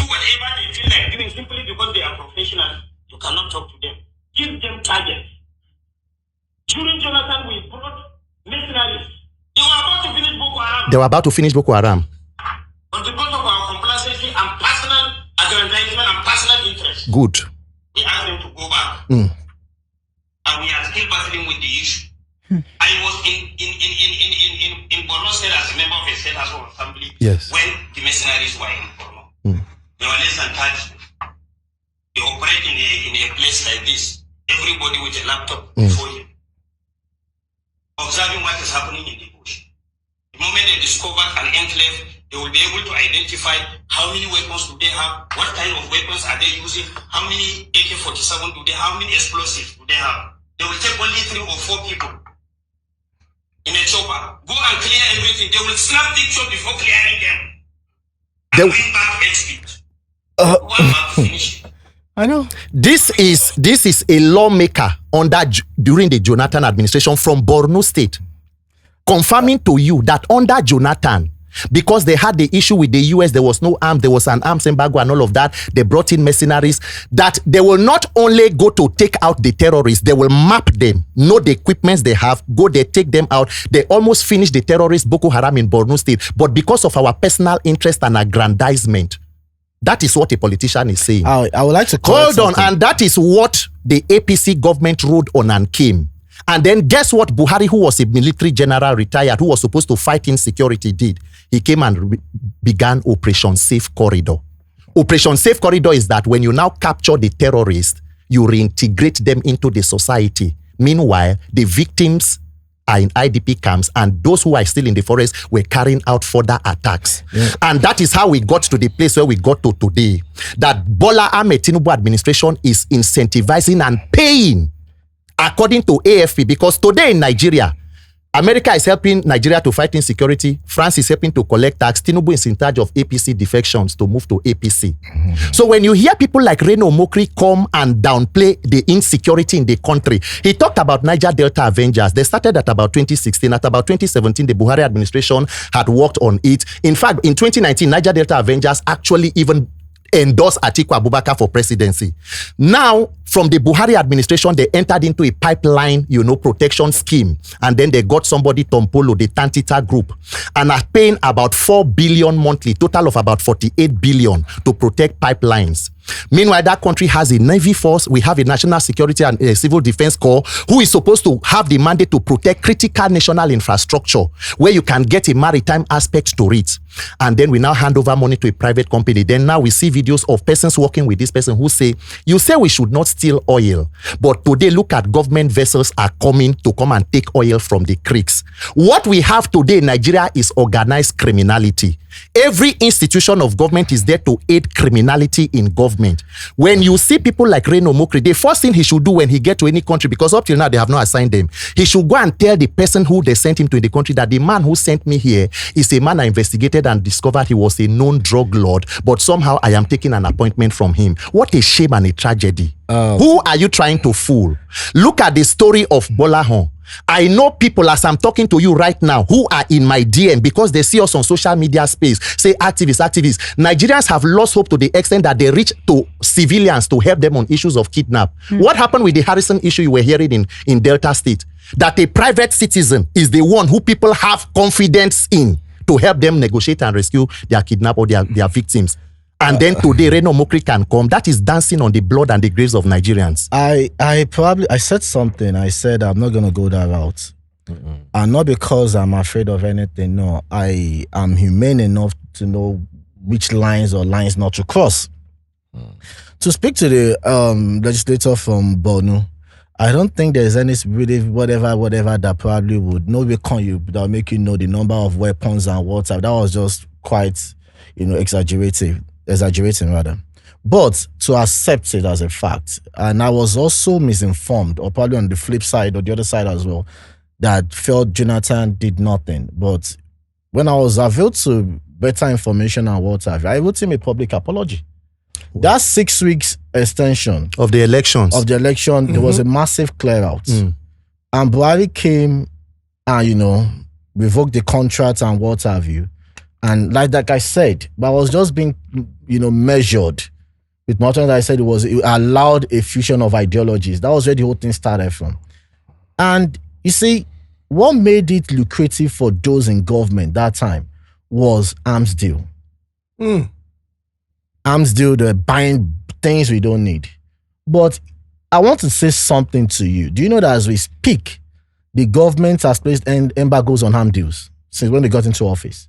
If you want to do anything with Nigeria now, you have to come to Nigeria through DICOM. That's just to make the defense enterprise unattractive for, can I say, what do you call contractors? No, merchants of, evil. Criminal elements. To make it bigger because the government of the UK, let me just sell this, let me supply this solution, let me supply this system. But you and I, apparently, the guy in Isolu that was the love of kidnap in Isolu, and one thing that made that Isolu axis prone to that kidnapping is because there's a Fulani settlement at Eruku, just after Eruku, I think before Eruku, between it was the Odiri and Eruku. There's a maso. It's very difficult for you to identify the criminal ones and the ones that have been there for a very long time. There's this, seamless integration into the crowd and what have you. And like I said, locals are involved because everybody has seen this as a commercial enterprise. Mm-hmm. We need to redefine, like my principal used to say. You know what I want to. You want know what I want to say to my my co-panelists, who I respect a lot. I respect the fact that you can be humane enough to say you would not play or politicize the killings of people. No, I will not. It takes conscience for you to say that and stick with it. What we will need to do is that we would not use beautiful words or platitudes to describe insecurity. No, I'm not. I'm going to explain this something. Government. No, this government. I'm going to launch into something. Insecurity will not end until you. No, you see, for us to deal with this insecurity, there are times we've had conversations and some of us have profiled solutions and what have you. And to end this thing, I've shared it once and somebody said, yes, it's true, but it's quite extreme. Who's the commander-in-chief that's going to sign that off? Obviously, we identify forests that these guys are. Mm-hmm. And what these guys keep doing, at every point in time, they make sure that they have hostages with them at every point in time. So they are not free that you can say, let's go on a massive clear out. But I think there's a need for us to agree as a nation that we might need to embrace a painful collateral damage or painful collateral damages to human lives and biodiversity. Okay, so wait, Randy, before you respond, I think that there's an agreement that we need to do a lot more. That what we are doing now is not working, and we must do more to find. We must be. I think at the point, it's not that we must. I think the only solution right now, which I'm not ashamed to share, we have to be ruthless at the expense of humanity. Good. Now, this is why. So the reason why I want us to move to another level in this conversation is because we had the People's Democratic Party in power from 1999 up until 2015. Yes. Chief Olusegun Obasanjo, the late Yar'Adua, Goodluck Ebele Jonathan. And in 2015, the conversation was essentially, you need somebody who has the experience and who is proven, who is ruthless, and who will deal with that problem. Yes. And so it was easy to sell a retired general who also had the experience. I fell for it, but just for 1 year. No, so I mean, he's proven because even with what happened with Mike Tatsine, it is clear that the man has the point experience. Of correction. He's just good at executing orders. Okay, good. So now, as the person giving the order and telling people to carry out certain actions, we saw 8 years, and it appeared like we would need a lot more. And that is why the administration of President Bola Ahmed Tinubu has tried to continue and consolidate on the whatever failure. Success, whatever success that we have recorded. But this is looking at 27 years. Since the return to democratic rule in 1999, 27 years. And the average 27-year-old Nigerian, if we go by life trajectory, is at a point where whatever decision you make, damaged. Whatever decision you make, you are responsible for it. You don't go school finish. You don't go university. You don't serve. When you reach 27 and you tell person say you don't know what your life be, then go they wonder. We have had 27 years of uninterrupted democratic rule. And it would appear like the average Nigerian cannot look back and confidently say, if we look at the primary responsibility of government, they have fulfilled that responsibility. Yes. Security and welfare of the average Nigerian. It is because... sorry. No, sorry. No, go on. Me, I'm a gentleman. It is because we have failed to build a system that is actually a democracy. There is no system or government in the world. Democracy is supposed to be a system where power comes from the people. It is built on free, fair, credible, and peaceful elections. that the people can choose their leaders and vote them out.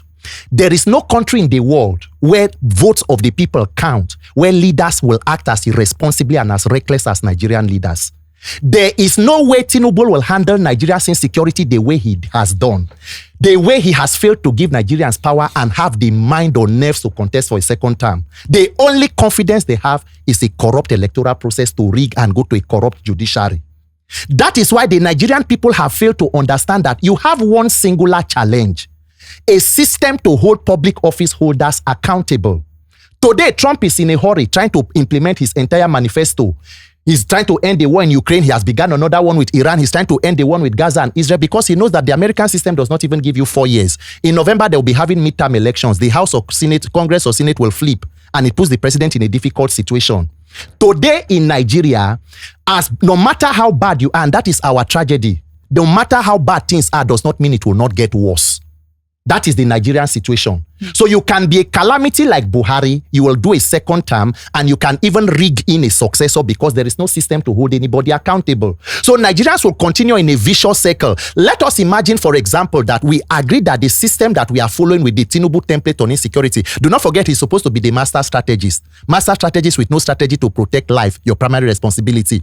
Let us assume that Tinubu fails to change pattern and continues with the alleged payment of ransom, pampering of terrorists, and then he comes back in his second term and we continue in that direction. What do you do?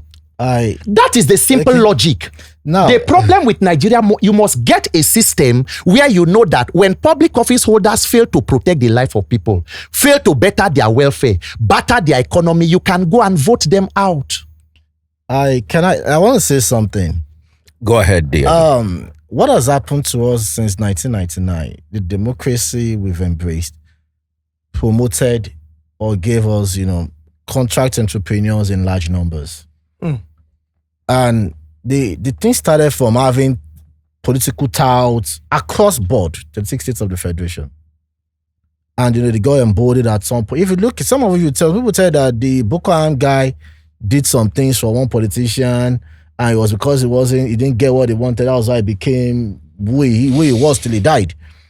But you see, I'm being careful, not because of patronage or anything. I'm being careful because the sad part of it is when you are open to information or certain information, it comes with with a level of responsibility. So you know what you can say and what you cannot say. And I've lost friends that have served as either DSS or Army or what have you. But let's even speak to the population of our armed forces. Around 2015, about the combined population of the Nigerian military, Nigerian Army, Navy, and Air Force was around 98,000 thereabout. Officers and non-commissioned officers. And the Army alone, I think he meant 900,000. 98,000. Okay. 98,000. All our armed forces. All armed forces. As at 2014, 2015. That was why some of us were pushing for an extension or an increase of the age limit from 32 to 35. It makes room for you to get more people because we need more guys on board. They've expanded. I think now we are moving around 200 and something or close to 200. Why the Army alone should have nothing less than 300,000 standing force? So sometimes the military is stretched. Some of the work you see the military guys doing is the job of the police. And I said something to what Gbolahan said. The entire stretcher, the point I mentioned is the border town between Kogi and Ekiti. So you get to Ikole local government, there is no police station. There's a need for us, and this is how now pushing forward solutions. So we don't call us armchair critics and what have you. We need to start treating our border communities beyond river settlements. If an average border community has a mobile police force, a police station, and has electricity, trust me, you've reduced crime by 50%. So by now, why is all of that not in place? There is no intention. I'm not in government. Okay, so I'm going to say secondly, I said something. We are undermanned. So if you build a police station in a village, are going to be there. I'm shocked that a government that even knows that they are undermanned will have a policy from the Office of National Security Advisor to have understanding and negotiations with terrorists. Recruitment is going on. This system will never work. Peter, wait. Recruitment is going on, but there's a section of the country not even enlisted in the army. Southeast. Because they felt angry. Or they felt angered by the Buhari's administration. The Nigerian army had to go out and say, this is your army. Join. The Southeasterners we have had in Chief of Army Staff Hejirika and all of that. I've said recruitment, enlistment. There's a sharp decline. Yeah. In it. Generally. Now, you see, who will go and fight in the army? No. If Reno Mokri was so confident with security, he's supposed to be a military man, not an ambassador now. You see, the problem will you go? Today, will you enlist in the Nigerian army? The last time with all the information you have. The last time I was still with somebody is a commander in the Navy. He said, Oga Saka, you can't join us now, you're too old. Because naturally, I didn't join, and I'll tell you why. And let me share a story with you. I was on a flight from Lagos to Abuja, and I saw a naval captain. Naval captain. It was the deputy director in procurement Nigerian Navy. So we're talking about, I'm an IBB person, I'm a pro-establishment, so I'm not going to lie about that. So why are you going to Abuja?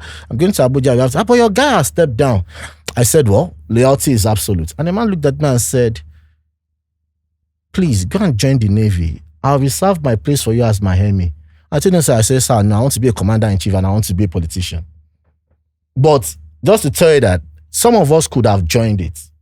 We missed the bus or the plane, and the best we could do now is just collaborate with them as much as we can. Never too late to help your country. I can't. No, the rigors of the PFT or the AFT, I will fail it. That's the truth. Please, I'm going to say this in a very Gen Z way because we are the ones with the audacity, right? And the kind before you talk, the Gen Z, the kind of cadets you guys are making in the NDA is scary. Okay, so Alpha. There are so many things we're saying that we keep talking about, points we keep making in defense of why the government has not fixed this, right?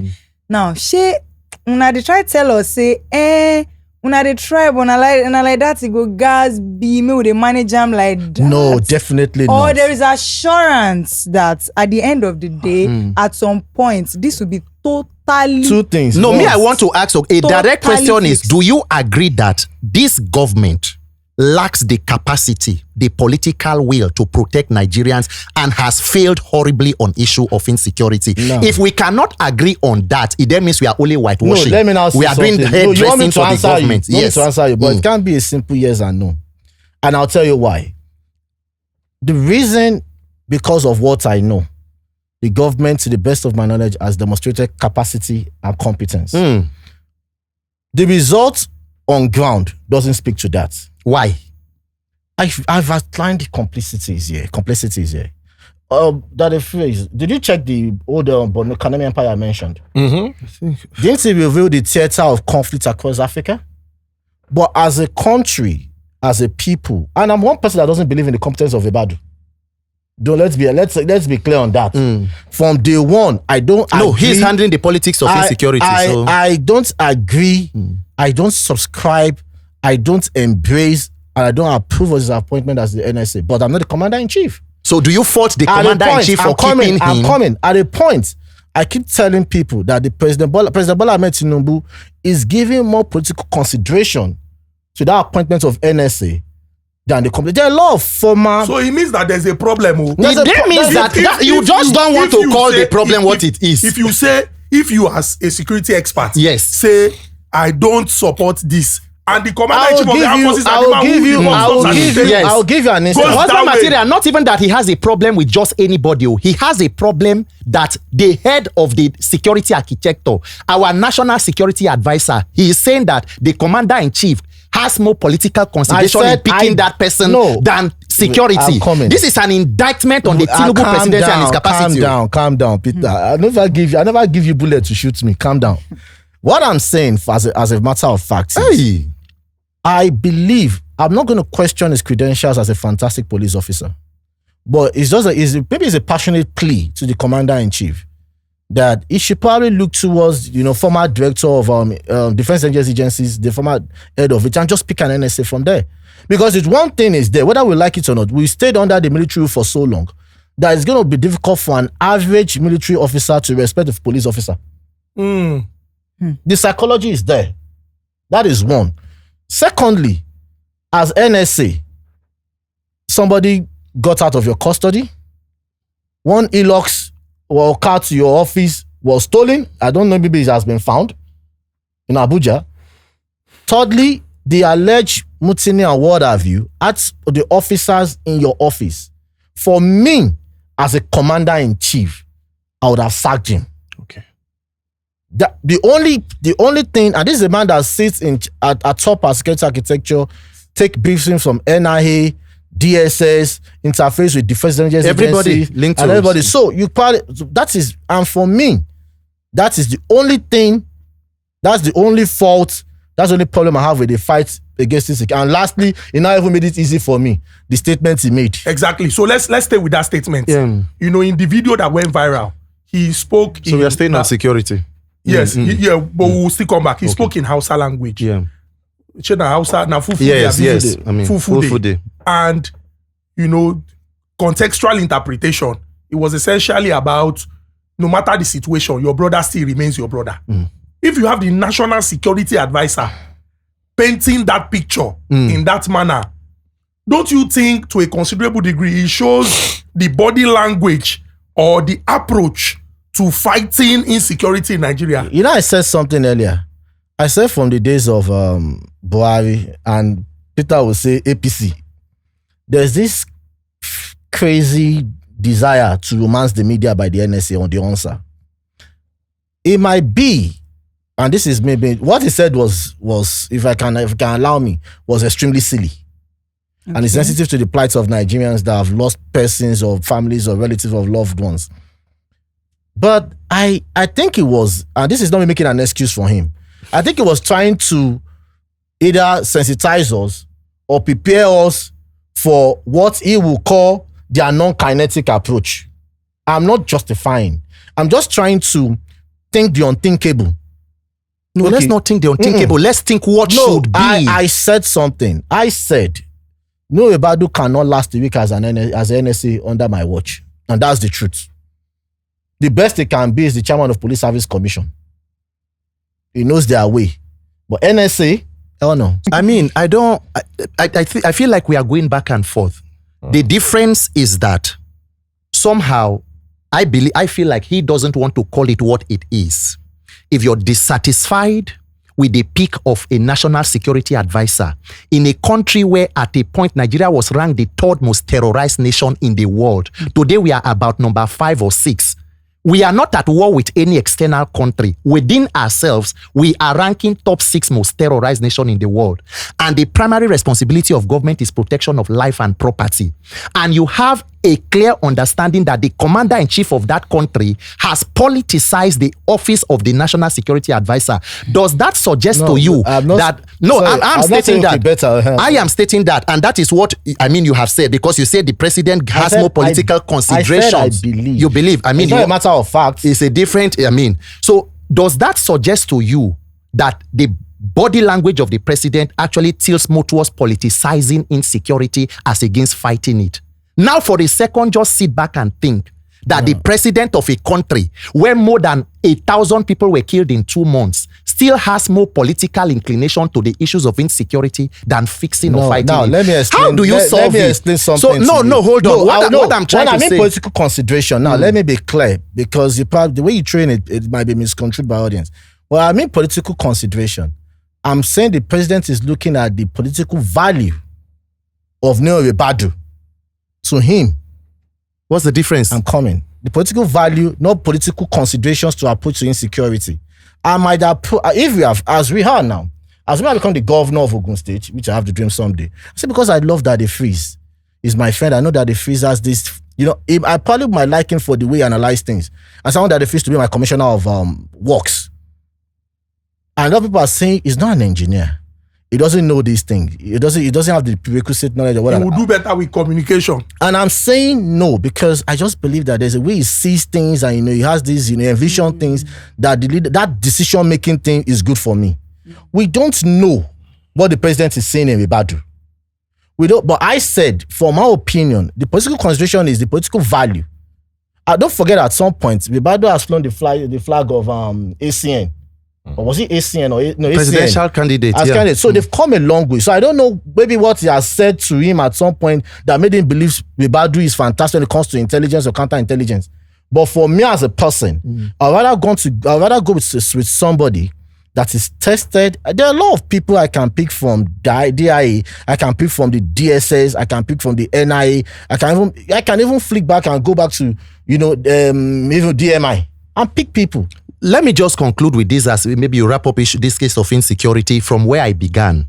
Making a statement by the National Security Advisor that whatever you take, people are your friends or your brothers, is not just reckless or silly, as some person may put it.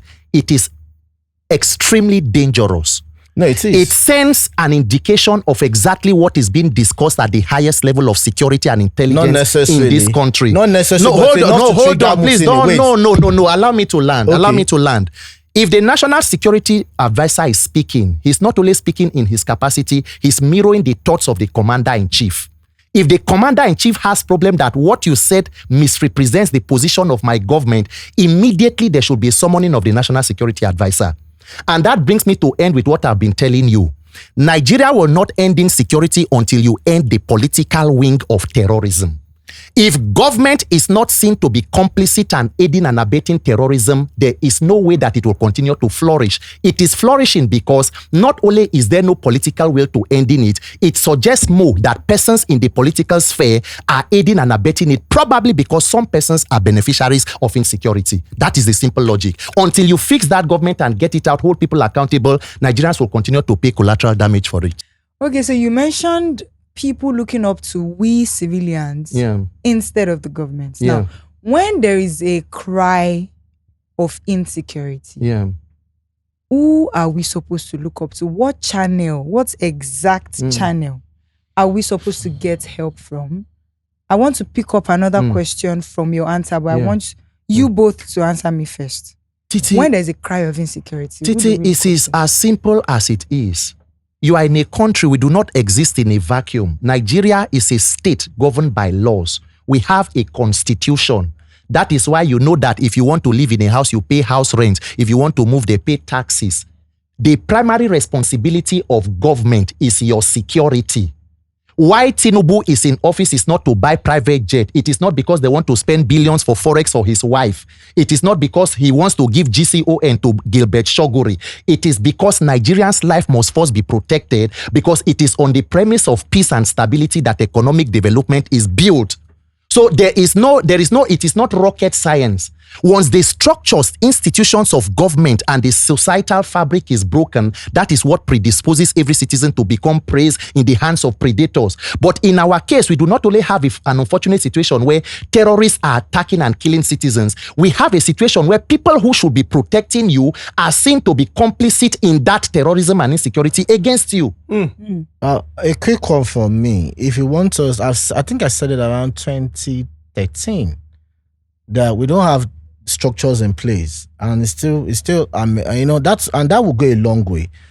We don't have these I don't want to call it helplines, but these lines we could call when there's, and I'll tell you why. We don't have the usual or the expected or the much needed periodic terror alert warnings. And when I mean we don't have it, it's not as if the DSS doesn't issue it, but I think we still have this handgun or carryover effect of the military when they still think everything as a occultic thing that shouldn't get to the public. The public should know what to look out for. They tell us that there's green, blue, red, yellow stands for different things. You should let us know at what level we are, and when you see this is what you should do. That's one thing lacking. I think 2, it's very difficult to preach, and I must accept, it's very difficult to even say that to anybody. Even Peter might even beat me up. We should try as much as possible to give the security agencies the benefits of the doubt, because they are Nigerians like you and I. Nobody wants to die. There was a time I was of the audacious, I had this audacious plan. If you want to end this thing, subject the old DHQ to polygraph test and what have you, still everything. But you later realize that it's more sophisticated than what we're dealing with. It's not like 1 + 1 is 2. You see, we're looking at the government part of it. We believe that there's complicity on the part of the government. But we are still failing to agree that there's also massive complicity on the part of the people. That makes it difficult for, and I cited an instance. This is one thing that happened last week. A guy was arrested at Aedu. He's not a Hausa Fulani. He's a typical Yoruba guy from that village from Ekiti. And they've been terrorizing that area in the last 2 weeks. And there's been military onslaughts and security onslaughts in the last 1 week as response and what have you. The guy that was arrested is the one that serves as a logistics supplier to these guys. And even when he was arrested, he mentioned somebody else to implicate him just because and you know what? Do you know what? Till he was taken away, he did not mention that person, his collaborator. He didn't give them the link to that guy in the forest too. Okay, so between where I live and Iyanokpaja bus stop, there are about 7 police checkpoints. Now, okay, so let's talk about the police as who we run to when it comes to insecurity now. These checkpoints even search me as a lady. Even when I dress like this, I look like this, I'm inside the car, they literally stop me, go through my bags and all of that. Now, I don't have a problem with being checked because they are doing their job, right? No. Now, the fact that they are checking us, is that a way of dealing with insecurity as well? Are we the bandits? I would love to have a full understanding of why that's constantly happens. I think, let me give you my simple answer because they're moving to economy. They are stopping and searching you here. You know, about 7 checkpoints between your bus stop and Iyanokpaja. Yeah. In Yelwata community, where more than 200 persons were killed, a military checkpoint and base is less than, is it 5 miles or 3 miles to the community? And terrorists invaded, killing more than 200 persons uninterrupted. In Kayama, in Kwara State, the report is that they went door to door, bringing out persons and slitting them, dismembering Nigerians. So you have 7 checkpoints between your house and Iyanokpaja, and then there is a military checkpoint somewhere close to a community, and an attack is going on there, and somehow there is no intervention, there is no shootout, there is no confrontation. If they tell you about insecurity and you understand that for Nigeria, you self don't they get problem. Because the people we're supposed to fight them, their hand they inside. We must stop coloring it until you fish that one out. Police will stop and search you. It is their job. They will tell you it is our routine, this thing, we have this thing, and all of that. In addition, I had an experience yesterday, but to quickly answer that, a police guy stopped me. I was coming into Lagos, and the guy stopped me and said they wanted to search me. And I asked him why. He said they're on a normal stop and search. I said, but for you to search me and go through my things, there must be a ground of reasonable doubt. What's the reasonable doubt here? He said, no, he said that a stone was for. I said, so do I fit the description of the suspect you're looking for? Our question all the I'm time. coming, yeah, and the guy was torturing, and the superior came and I said, no, you can't just stop me like that. 10, 20 kilometers into the journey, NDLEA stopped, and I had a plate of food on the dashboard, and the guy wanted to touch, and I slapped his hand off. Why do you want to touch my food? I said, no, you don't have the right. You ask me what is the help for you. You see, I understand where you're coming from, because you see that area M, Idimu police station. If the police IGP wants to clean Nigerian police, that station should be his first point. Area M, Idimu. Oh God. All right. Navigating to the treacherous waters Yes. of the economic development. Yes. We have removed fuel subsidy. Yes. And floated the dollar. Yeah. And its effects seem imperceptible to the common man. 7.2 million businesses, SMEs have been shut down. Yeah. That's about 30% of small businesses gone. Yeah. ShopRite Packing up. What are your thoughts? Is there anything this government is doing right with regards to economic development? Daddy Freeze, let me give you the closest scenario to what Nigeria is and what happened in 2023. Nigeria is like the body of a sick human being who is almost in a dying state and was supposed to have been handed over to professional medical experts to, revive the body, treat. But that body was rather handed over to quack organ harvesters. Now, there are professional medical practitioners who can do organ harvesting. Now, the quacks that it handed over to are only interested in harvesting vital organs to sell for personal gain.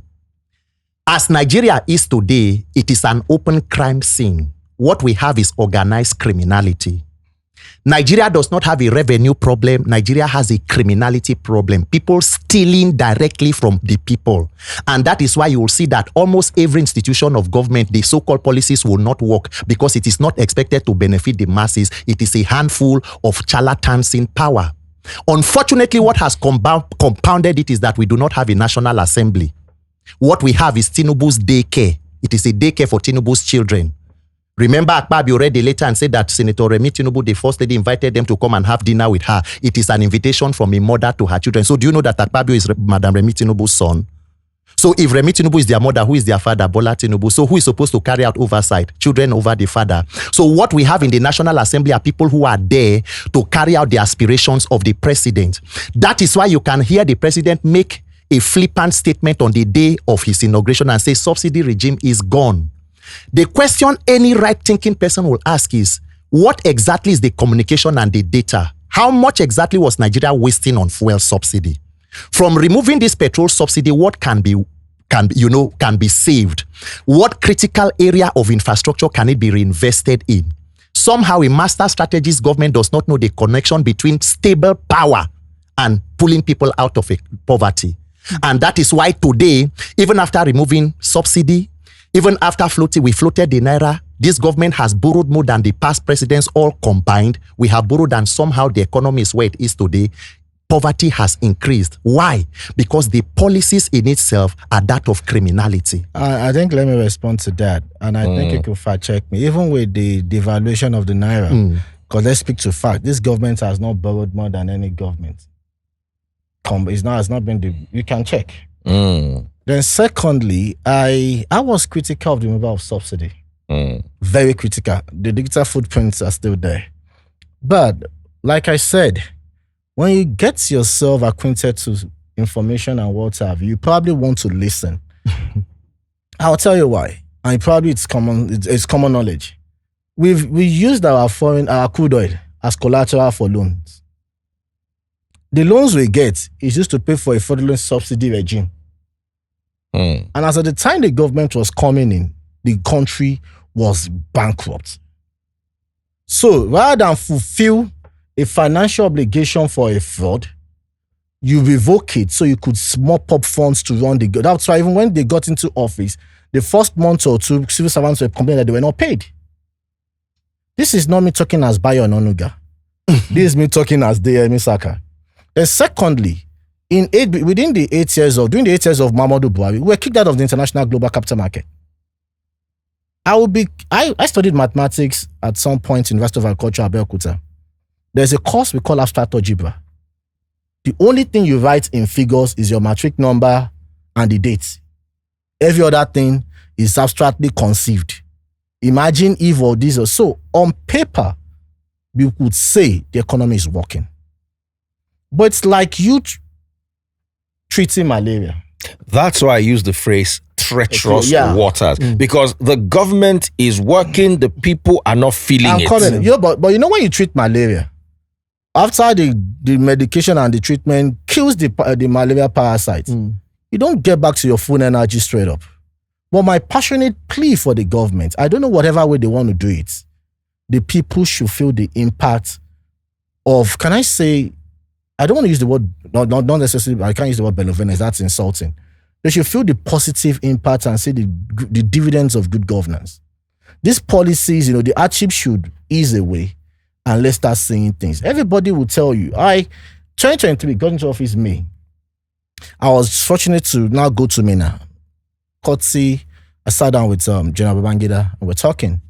And he said, Yeah, I said this. I was like, my normal self, ranting. He said his policies are good. I said his policies are good. And for somebody that sat down at that, sat on that seat for 8 years, if you want to talk about the liberalization of the Nigerian economy, the massive turnaround, the perspective of the sins he committed, you probably will credit it to IBB. So if somebody with that deep sense of governance and economic policies could say his policies were good, he knows where he's picking from. And on paper, in within 2 years, we got admitted into the international global capital market, or the global capital market. That's it. Our ratings improved. There's more FDIs coming into the country.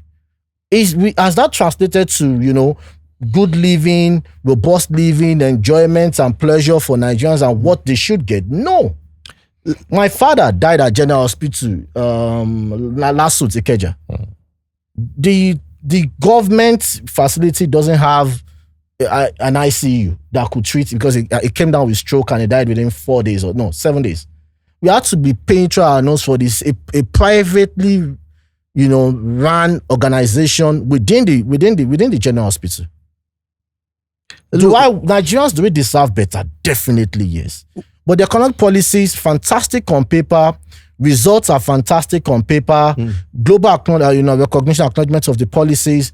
But as a people, we are yet, and I will not lie, we are yet to feel the impact of those good economic policies or reforms. And I will tell you why you are not feeling the impact. It is because even good policies, if not rightly implemented, it is because the benefits of whatever policies are stolen by the persons in public office. Now let me hold on and let me explain to you so that when you talk about the removed subsidy and all of that, our national debt is nearing 190 trillion as we are speaking now. He met it at about 86 or 87 trillion. We are nearing, plus the money that is, that is being spoken about to fund the 2026 budget, a loan of about 20 billion, that the president wants to borrow. We are approaching 200 trillion. So let us tell you, no, hold on. Debt is not a bad thing as a country. No, hold on. Please, let me speak. Recurrent debt is not a bad thing. Everybody borrows. But the Fiscal Responsibility Act 2007, Section 41, subsection 1, states clearly that borrowing must be for capital expenditure and for human development. And there must be a clear cost and the benefits and timeline to the people. Now we have been borrowing money. We have removed subsidy. So let us see where President Tinubu has also been reinvesting the money. Are you aware that today, as it is in Nigeria, we have about 3 budgets running concurrently because 2024-25 has been collapsed into 26.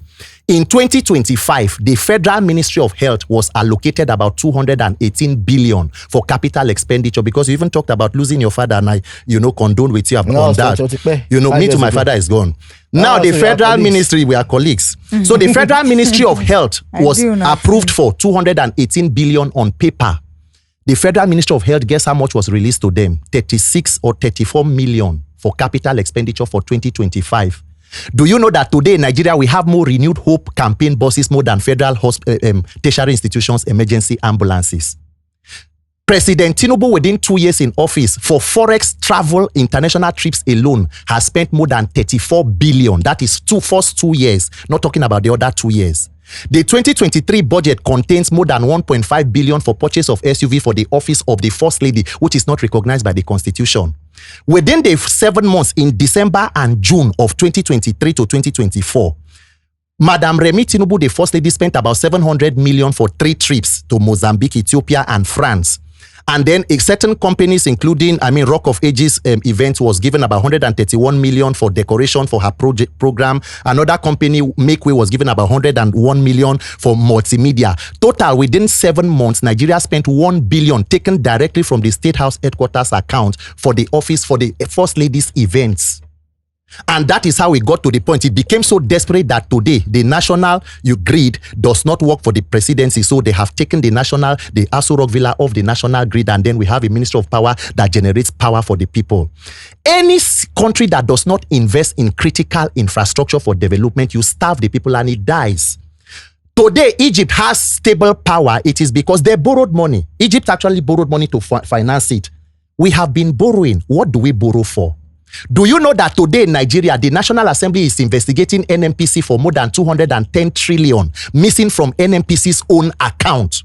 The chairman of the committee that is heading it is supposed to be Ali Wadada Ahmed, who by ethics is supposed to be an opposition lawmaker. He has defected to the APC. They refuse to announce it. They do not want an opposition to take over that committee. He's pursuing a governorship ambition in Nasarawa State. Guess what? President Bola Ahmed Tinubu forgave without consenting or without collaboration with the National Assembly, wrote off the debt of NNPC for about $5 trillion and $2 billion. An agency that is actively under corruption investigation to the tune of 200 trillion. It is more than our total debt. So if only NNPC Nigeria is looking for 210 trillion, that the freeze husband material, see my sister, Mr. Deyemi, imagine what will happen when you audit NIMASA, NDDC, custom. And do not forget that the person who is seated as the current Senate President, Godswill Akpabio, was the Minister for Niger Delta when you had the investigation of the infamous statement, Honorable Minister, off your mic. So do you agree with me that Nigeria is managed in a form of criminality? You don't have a revenue problem. You are not going to feel, there is no government that will come. You see 141 million people in extreme poverty, and your first point of call is to tax them. How do you tax people into riches without investing in them? You did not end insecurity, no health care, you did not provide stable power for them, and somehow you want to tax them. That is what makes our own poverty unique. It is a taxable poverty because we are taxing for criminality. But the government says that if you are earning below a certain level, you will not be taxed. And what makes you feel that taxing the poor and people who control businesses does not cascade down to the people? That the freeze, it is economics. There is something they call trickle-down effect. Peter. When you have a system where you say that you want to tax, and by the way, in as much I'm not against taxes. I mean, in every country in the world pays taxes. But what is the social security available to the people? And even a so-called tax law went into forgery. So the ruling party, who controls all arm of government standing on the mandate which they shall collapse, still forge a tax document. So how can we even believe? They signed a memorandum with France. Today, have you seen any copy of that memorandum? Do you know what Nigeria actually signed with France? A government that cannot be transparent to its people and accountable is the person you want to give tax to. I think we should be moderate with some things we say, and not because I'm not a personal attack. No. I'm stating facts. So I'm good.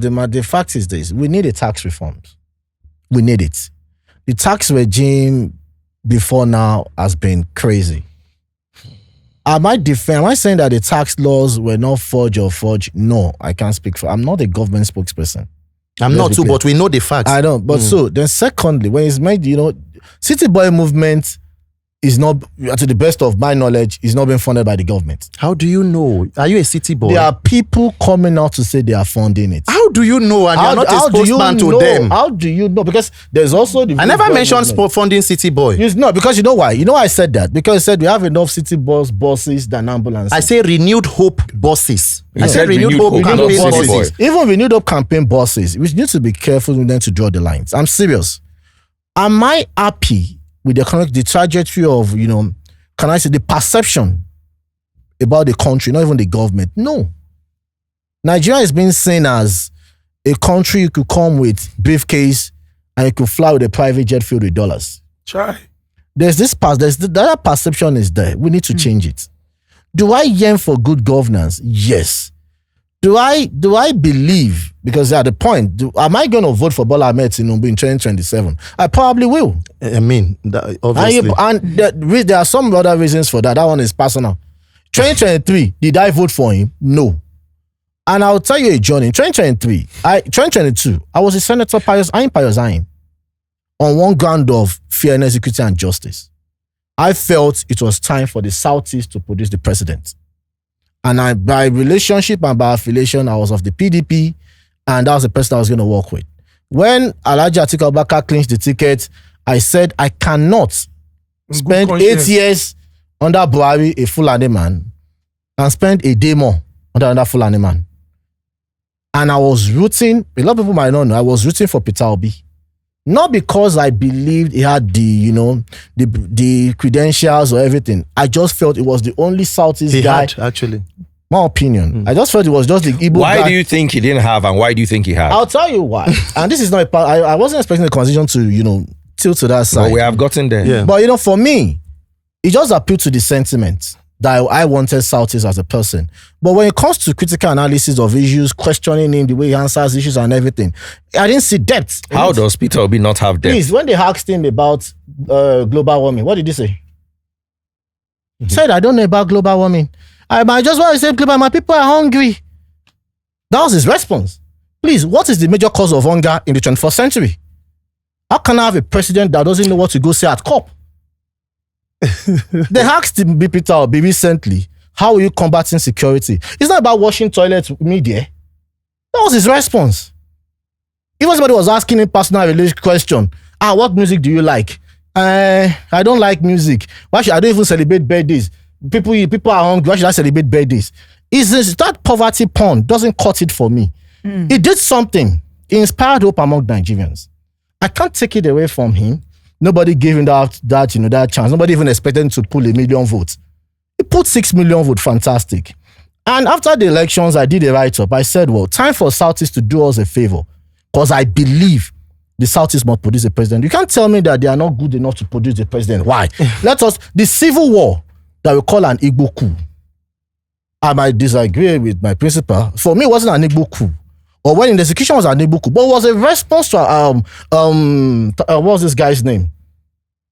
The premier of Northern Region. Amadou Bello. It was a response to his bigotry and extreme, ethnicity, ethnocentrism. That's my opinion. He was talking about the credentials of Peter Obi not being satisfactory in his opinion. What makes you feel that Peter Obi has the credentials to rule Nigeria? Daddy Freeze, and coming from someone who says by 2027 he plans to vote for Tinubu, it is quite interesting. No, let me tell you why. Let me go. Okay. The comparing Peter Obi and Bola Tinubu is like light and darkness. Why? In fact, Peter Obi is so far above. He should be a reference for what public office should look like. So when you make statements like, because he said he's poor, maybe what you will understand is Bulaba or a town hall different from.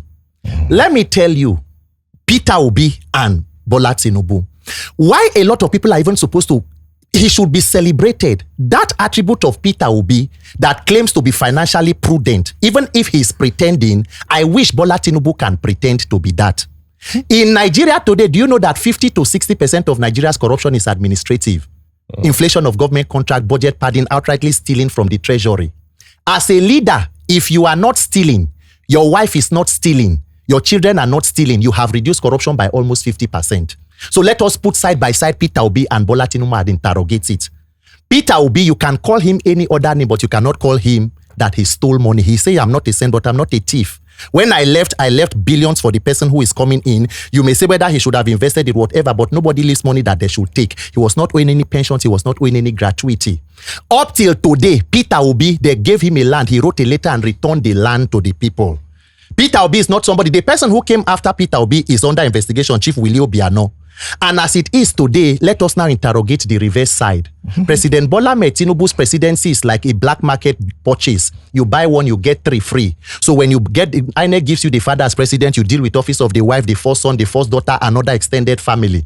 Do you know that President Bola Tinubu is seated on a Lagos state pension that does not only include houses in Abuja and in Lagos, but oversees medical treatment for unspecified number of family members? There is a video of Jando, the person who contested PDP in 2023, who took Funke Akindele as his running mate. He was seated in TVC at their station there. He told them, he said, do you people know that this place we are seated in used to be Lagos State Polytechnic? You know what Jando said? He said, even if it is okay that you tidy the paperwork and you sell it to yourself, is it morally right? Okay. So when you want to talk about, let us talk about, so when you want to talk about the achievements of Peter Obi and his person, let me land. A man with a proven track record, a person who you know his academic qualifications. You do not even know the school that Bola Tinubu went to, primary and secondary till date. You do not know what real name. They actually even use the image of Donald Duke during their campaign as an image of Bola Tinubu. So when you put that kind of person as Peter Obi, who comes to tell you that my wife, my children are doing their personal businesses, we are not coming to steal from the commonwealth of the people. Even if you think he's pretending, let 90% of Nigerian politicians pretend like Peter Obi, that we are not interested in the commonwealth of the people. Nigerians don't know what they try. He said, he brought about the moral question, and let me ask you. No, he said the moral question. I'm going to make it very brief. I still want to throw something. Yes. He made it very brief. Peter Obi invested the state's money in his family business. Throw some light on that. I think international breweries, I think he gave them, he deposited the state money. It's a part of when he was saying he was handing over. He invested it. Yes, Google it. Randy, that is against the code of conduct. And you know, it's Peter Obi's excuse. I resigned. There is no evidence to that. It is there. No, you will show it. He invested. Please, check me. Please. No, you will. No, have to please. I don't have my phones. Invested in what company, what amount of money? Let's know. Please help me do it. I know his excuse that he resigned. But when he was becoming the governor, the question is, after he left office, what did you do with the next other stake in that brewery? Do you know what that means? You're using your state funds to give your interest a competitive advantage above others. That is breach of code of conduct. According to ChatGPT, as Anambra State Governor, Peter Obi authorized a strategic investment of approximately $2 billion.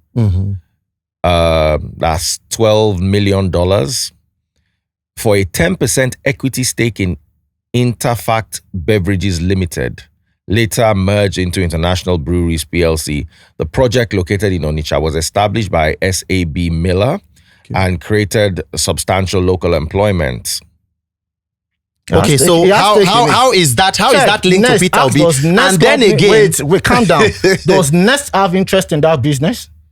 Spell Next, please. Next, the Next retail store. Okay.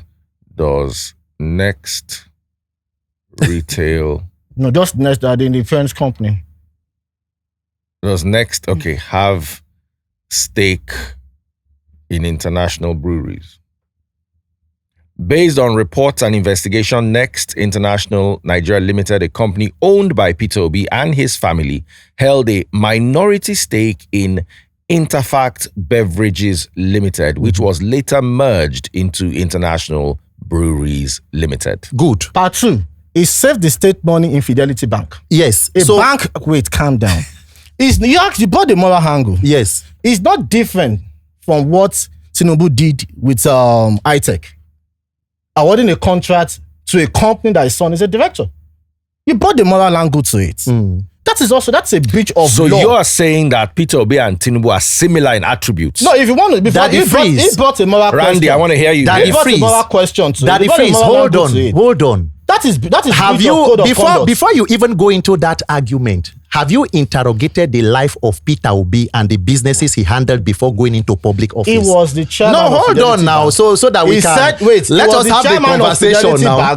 He said it was at the board meeting when the appeal court judgments came, and from there he went to Oka and took oath of office. While he was leaving government, he saved Anambra State money. A nice approach. In Fidelity Bank that has stakes in it. Yes. That is breach of code. Why was this guy sacked? Tam David West by Babangida. Look, you see what? There is no throw some light on why. Throw some light onto why it is. Let's know because Tam David West, if I remember clearly, it's a different case. It's a different case. He said it was completely different. He accepted it. I think maybe he took tea or something or whatever. Wristwatch and cup of tea. Code of conduct. As we were saying, Daddy Freeze, is that a small sin or a big sin? If you commit adultery or using religious standards, if you commit fornication with one person, you didn't maximize your sin. And I commit fornication with 100 persons. In sight of God, what did you do? This is in sight of the law, right? Let me tell you. Of the law, that is breach of code of conduct for public office holders. Peter Obi. Whether you like, and what was his excuse? One of the good things you will appreciate about the person called Peter Obi is the fact that to everything that he does and he has done, there are records. I'm not saying there are no records. So that I want you to know that if there is any ground for indictment for wrongdoing, you will see them. No, that's what Peter Obi had even lived overseas and had businesses and all of that before he came to Nigeria when he wanted to come into politics. In fact, part of the business that he owned are a family business. which the family handled, and then everything was wrapped in and put in a trust. But let me tell you, hold on. It's not about you have landed. Hold on now. Let me talk. It's a breach of code of conduct of public office holder, irrespective of how you want to hold on. Let me talk now. I wish that when we listen to ourselves. I know. Before Tinubu came into public office, what companies did he own and what was he doing? I don't know. But don't know. So let me tell you. So, but somehow that person who you don't know had $460,000 in an account linked to narcotics. And I'll say something. Maybe that'll probably make me jump at it. I didn't know. I wasn't interested in him. And you want to vote for him? I'll tell you why. I wasn't interested about his candidacy. I campaigned vehemently against him. But what happened? I was at a naval event. Nigerian Navy when it turned 59, turning 60 May very soon. And I posted something about Nigerian Navy. And the next thing I saw, their usual mob, Agbado East, anything, you see a government policy, you praise. Not necessarily all the time you criticize. You see one you praise. You're an ethnic bigot. Okay, fine. I'm a Yoruba man. You called me an ethnic bigot. Okay, I'll demonstrate it at the next polls. That was why I changed and I said, okay, this person as a Yoruba man, I'm a Yoruba man, Yoruba first. Let us all be. Daddy freeze. I'm serious. Let me tell you, when you talk about... hold on, because you asked a question and you state something about Peter Obi. Yeah, I responded. It is important. And I asked you a clear question. Do you know what Tinubu does before he went into public office? You say you do not know. I said something to you. No, you said you do not know. I wasn't a fan of his. I was against him. When people said... No, it is important that now that you want to support him in 2027, you must know. I just made you should know. Relax. So let me tell you, I told you why I'm voting him, and the reason you might take us that this is taking us back to politics of 1960. But based on the experience and the encounter I had, I would demonstrate that Yorubaness in me. Yeah, I'll follow my king's. I mean, when you talk about, I want you to know at what time Peter Obi's company has interest in any company or any other business, because when you check, he has other businesses. He's an established businessman and all the records are out there. And then you should know that let the records be put out as to what Anambra State put in. Who was aware of the investment? What has it returned to the state and what has been the position of the subsequent government? Now let us put it side by side. Please, now allow me to land. Let us put it side by side with a person like Bola Tinubu, who, of course, you agree that you do not know his track record of businesses or whatever, went into public office and then became a multi-billionaire. And I'm telling you that somebody who is even now in the APC is alluding to the fact that a sitting governor converted and did paperwork to sell state-owned properties to himself, not take Lagos State money to invest in anything for the benefit of Lagos State people, converting it to a personal property. And then his own friend, who somehow, Gilbert Shoguri, has a company, and also the son has a company, and the son of your current president is involved in it. And today in Nigeria, that company has received almost 40 to 60% of contracts from the government. I said the same thing. No, hold on. How that cannot be this? It is not the same thing. It's the same thing. Are you for real? I'm for real. Now let me tell you why it is even more interesting. Do you know that after 25th of December, after the the attack from the US president on Nigeria, President Tinubu jetted out of the country, I think on the 28th, and spent, you remember, early this year, January, he spent about 25 days or so in Europe. What did President Tinubu do? He was in France to attend the 80th birthday of that same Gilbert Shoguri. Gilbert Shoguri was given an award of GCO and the second highest honors in this country. And guess who Gilbert Shoguri is? A convicted money launderer and a person who was convicted for violent crimes in the US. And is it synonymous that the president too has a forfeiture case of drugs linked to narcotics or money linked to narcotics in the US? That is the person who you want to put side by side with Peter Obi, Peter Gregory Obi. When people make these utterances and talk about US, the current president of Syria was a wanted terrorist declared wanted by America. Who received him in White House? Was it not Donald Trump? So that excuses Tinubu. I'm coming. Was it not Donald Trump? It was Donald Trump. But you see, when it's convenient for the arguments, whatever way, both sides, we flip it. I'm not saying you made a question, you made a stand, you brought about the moral thing, and I said according to our law, what Peter Obi did was wrong. According to which law? The law, code of conduct. What code? I want you to cite it and then state exactly at what point. Okay. There was something you raised. Yeah. I want to migrate a little bit away from here. And you said the Southeast in politics has been marginalized. Yeah. We cannot argue. And there's another part of this conversation where the Southeast has been marginalized, in my opinion, and I stand to be corrected. We've had terrorists from the North who they've tried to... Pamper? Maybe we could use those terms. You said it. He agrees now. We've had agitators from the West, like Sunday Igboho, who... He's now standing on the mandate. What about Nnamdi Kanu? No. Do you think, hold on, the two of you, do you think what's happening to Nnamdi Kanu is fair? Can it be comparable to what people like Sunday or Gumi did? Or is Nnamdi Kanu's offense so grave that he does not deserve any type of pardon, negotiation, safe corridor? No, for me, and let me say this, and this is me being to the best of my understanding and knowledge. Sunday Igboho couldn't be, quote and unquote, be pinned to act of treason. This is not me saying this because he's a Yoruba guy. This is just to what I could say, to what happened. And to I'm serious. I'll tell you why. I'm serious. I'll tell you why. Sunday Igboho never, to the best of my knowledge, because if you look at what happened in Abia State, and I'll say this to you, I was sympathetic to IPOB to a very large extent. That IPOB, before the proscription by the Nigerian army, before they now went through the normal route, had not fired a single shot. They couldn't be treated, they should not be treated as a terrorist organization. In fact, let me take you back. Southeast has been marginalized, and the first step of marginalization is that Southeast is the only region in this country that has 5 states. Against the 6 from other regions, and the Northwest, I think, that has 7 or so. That means at the National Assembly, they are short 3 senators from other regions. So 3 from each state gives you 15 senators. Southwest has 18, and the rest has 18. So if there's any need for us to create additional states in this country to balance things, it has to be Southeast. This is me saying it the way I say it. But I think the madness that happened afterwards was what was pinned on Nnamdi Kanu. For me, do I believe there should be fair treatment for him? Very true. Do you think he's being treated fairly? In the eyes of the law, yes. In the eyes of the law.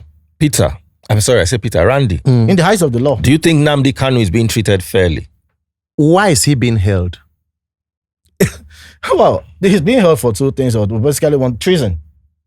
Treason, but Parliament would get... Okay, so what did Nnamdi Kanu do that amounted to treason wait, that Sunday Igboho did not do that? Somebody like me still question why I felt, and this is me saying that, why did Tinubu have to inherit Buhari's war?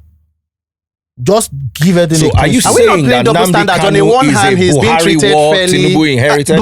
I would say Sunday Igboho, Nnamdi Kanu are Buhari's war.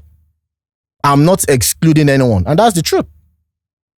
Buhari was one that went after them. On the one hand, he says that Nnamdi Kanu is treated fairly before the law, and then on the other hand... No, because it was the court. So I don't know which it is. You're not getting... I said in the eyes of the law because he was duly prosecuted and was the one that flunked his case. In the eyes of the law, it was the court. I'm not saying it was Buhari that says go and lock him up. But the very first action... How was he brought into the country? How was he brought into the country? From Kenya. What a public... I'm going to say something. What treaty was used to bring Nnamdi Kanu? Do you know what happened? Nnamdi Kanu could have had a fantastic case. The way he went about it, saying he wants to defend himself, was not it for me. But like I said, that was how I wanted to prosecute his case. I said something. I said, I believe everybody should be getting that fair treatment. We don't need to be inherited. For me, but do you think, Saka, using the same metrics, Sheikh Gumi and Nnamdi Kanu are treated similarly? No, I can't compare Nnamdi Kanu and Sheikh Gumi. Why? Why? Because Nnamdi Kanu, I can't place Nnamdi Kanu that low that debasement of humanity that Gumi is engaging in. I will not. I might find out his rhetorics, I might find out utterances, but I cannot.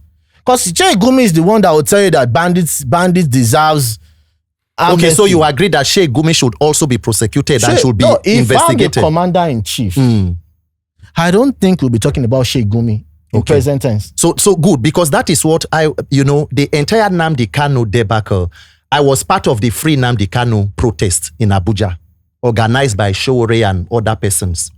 Because I believe that selective justice is injustice.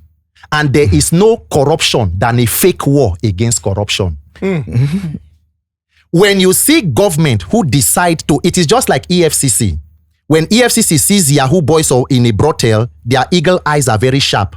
When they see a governor who stole 80 billion and paid school fee of children in advance, they need medicated glasses to see.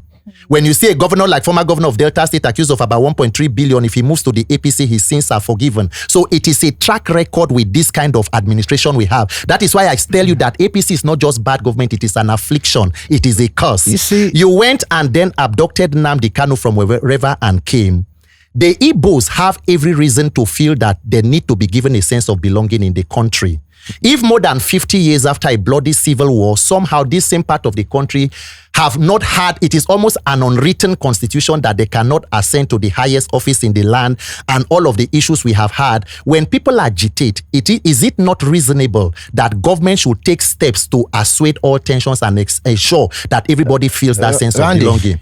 Now, if we can be granting Operation Safe Corridor, we can have repentant terrorists, we can have repentant bandits, what offense does Nnamdi Kanu commit? I know, hold on, why I want to land is because I don't want to zero in on Nnamdi Kanu as a person. You know my personal concern, the entire Southeast region, the peace and stability of the people in that region.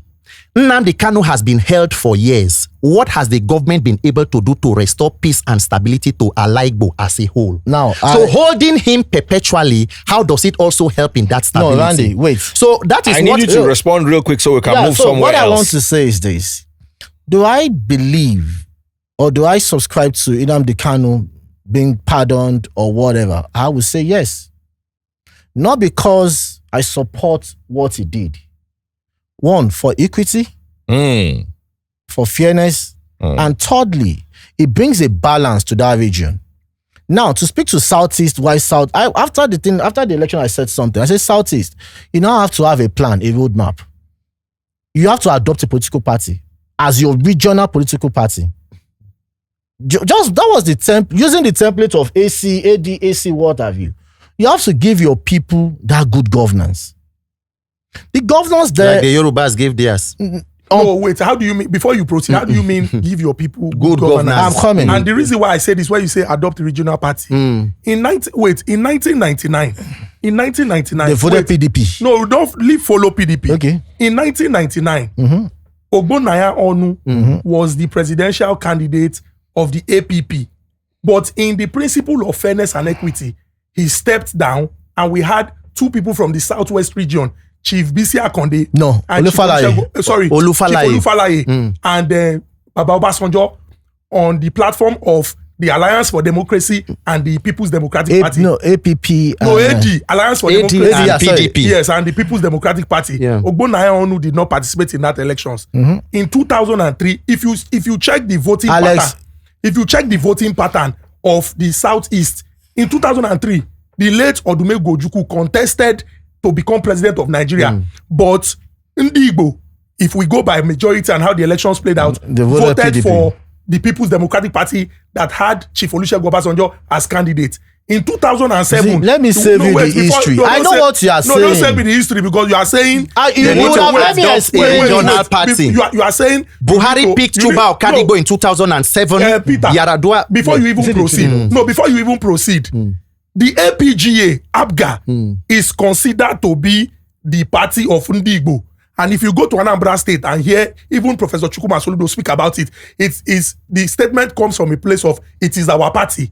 But if the People's Democratic Party won elections in the Southeast in 1999, 2003, 2007, 2011, 2015, are you going to come now to say it is because they failed in being strategic when the candidates that they voted for in that election were not even from the region. If you calm down. Wait, sorry. In 1999 and 2007, somebody from the Southwest. Down. In 2011, somebody from the South. In 2015. Let him land. No, because the reason why I want to land is when statements like we should not reduce an entire region to when statements like let us be more strategic and you must adopt, you are disregarding the history. And when you disregard the history, it would appear like you are not doing justice to the people who come from that particular region. Okay. Because if Chief Olusegun Obasanjo, Southwesterner, 1999, 2003, Yaradua, 2011 from Katsina State. 2007, 2011 and 2015, Jonathan from Bayelsa State. And then in 2019 and in 2023, you attempt to shift the goalpost. It's disingenuous. Now, let me know. You see when I kind of agree with him. It's counterintuitive. No, let me say this to you. When I said adopt a regional party, I didn't say create a regional party. What's the difference? Now, we have how many political parties on ground? Almost 60-something. When I said adopt, that means the Southeast leaders should sit among themselves and say, okay, we have a political roadmap for 16 years or 8 years. Because whether we like it or not, it's a pendulum. It comes 8 years to Nigeria, to South, it goes 8 years to the North. God should rest his soul. I sat down with him 2014, Engineer A.A. Kure, our leader, we're talking about Jonathan's re-election. I was fuming. I was like, no, we should not go. He said something. He said, Deyemi. He said, he said he was the one that told me to stay back because I was meant to have left a day earlier, but he wanted me to have the larger briefing. He said he would rather endure 4 more years of Jonathan. And he knows at the end of the day, after 4 years of Jonathan, power is coming back to the North to stay 8 years, based on the orienting arrangement. In 2023, some of us within the PDP felt it is time for South and Southeast. But we're not that high as stakeholders. And they did what they did. And some of us, okay, let's now profile a route, a solution to our people. What you could do, our own thinking, not necessarily that you should accept it or embrace it.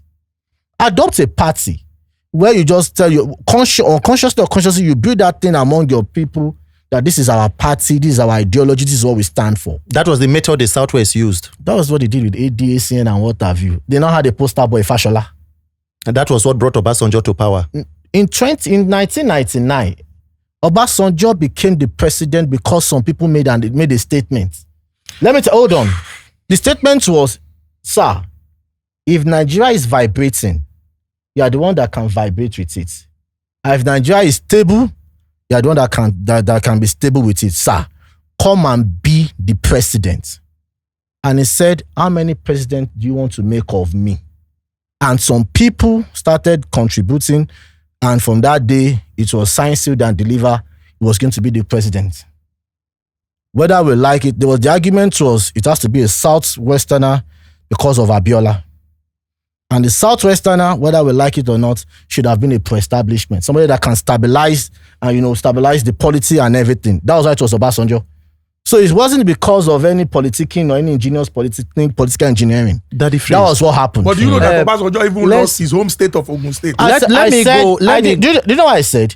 Whether you like it or not, if you had conducted that election in the moon, Obasanjo would have been the president. That is the system that ushered in democracy in 1999. For the sake of what they conceived as stability of the country. Part of because for me, I'm looking forward in the Nigeria of today. I mean, even as much as the Obasanjo period, the Yaradua period, has he rightly lined out, the Southeast have almost shown to be one of the most patriotic persons who will even, if you keep an Oshibanjo or Melda Otosiakin additional from the Southwest, and you bring a politician like, let me say, I don't know which of, or Jews or Kalu from the Southeast, you know where Ndigbos will go to. That is one group in this country who have proven to always stand with the country and not just their region. So now, hold on. So now in moving forward, we got into the Buhari administration where Buhari referred to persons from that as a dot in a circle. And then when agitation started, we sent Operation Crocodile Smile, Operation Python Dance, and all of that to a people who felt that, look, we are a part of a country we are contributing to, and we deserve to feel a sense of belonging. So legitimately, the entire region believed that the country should give us better. But in 2023, and that is why I have continued insisting on this electoral reform and INEC. Not every person, he said he will be voting for President Tinubu in 2027 because of his personal tribal beliefs and affiliations. That is what he said, for his reason. But that reason is for your tribal. In 2023, Nigerians from all walks of life came together and voted for an Igbo man. Not because he's Igbo, but because he had the capacity, the character, and the competence they believed in. But somehow the institutions decided to do what they could do. So as it is today, Nigeria... Do you believe Peter Obi won the election? Tinubu knows who won the election. Do you Mahmoud believe Yakubu Peter Obi knows. won the Peter Obi election? lost the election. So now let us go into... Let me land. Because I need to go somewhere with you. Of course, Peter Obi, won the elections. And what I'm trying to say is, if you even look at the body language of the APC, and that is why, do you know that after the presidential election in 2023, by the governorship election, do you people here know that in Lagos State, people were physically beaten out of polling units? Are you aware? I condemn that. You condemn? I condemned it. Okay, no. I condemn that. Okay, but you know it happened. You are agreeing that it happened. I condemned it. Good. That is what I'm saying. So the entire Yoruba or Southwesterners do not believe in incompetence or tribe. I monitored elections in Ibadan. I know the outcome and all of that. So I know what exactly to some extent played out. Nigerians know what good leadership is, because today as we are talking, the people of Kwara on the run, a monarch was killed in a war, a church there, Celestial Church after the St. Francis Xavier. So because of the incompetence and cluelessness of people like the current government, everybody is paying a price for it. Both Southeast is in tears, Southwest is in tears, Northwest, everybody. Nigerians must move away from this politics and our talk about ethnicity, where we begin to think that what exactly represents, because if in 2027 a person is saying, I will vote based on tribal and ethnic lines, I am seriously concerned about the future of Nigeria. I want us to take the next step. Okay. But do you want to answer in 20 seconds? It's very easy to blame somebody who's getting the tribal line, but some people to toe the line of the tribal sentiment. It's a response to it. Calling me a bingo, an ethnic jingo, and everything because of what? Because it's a multi-party representative democracy. No, now. It's I'm sorry,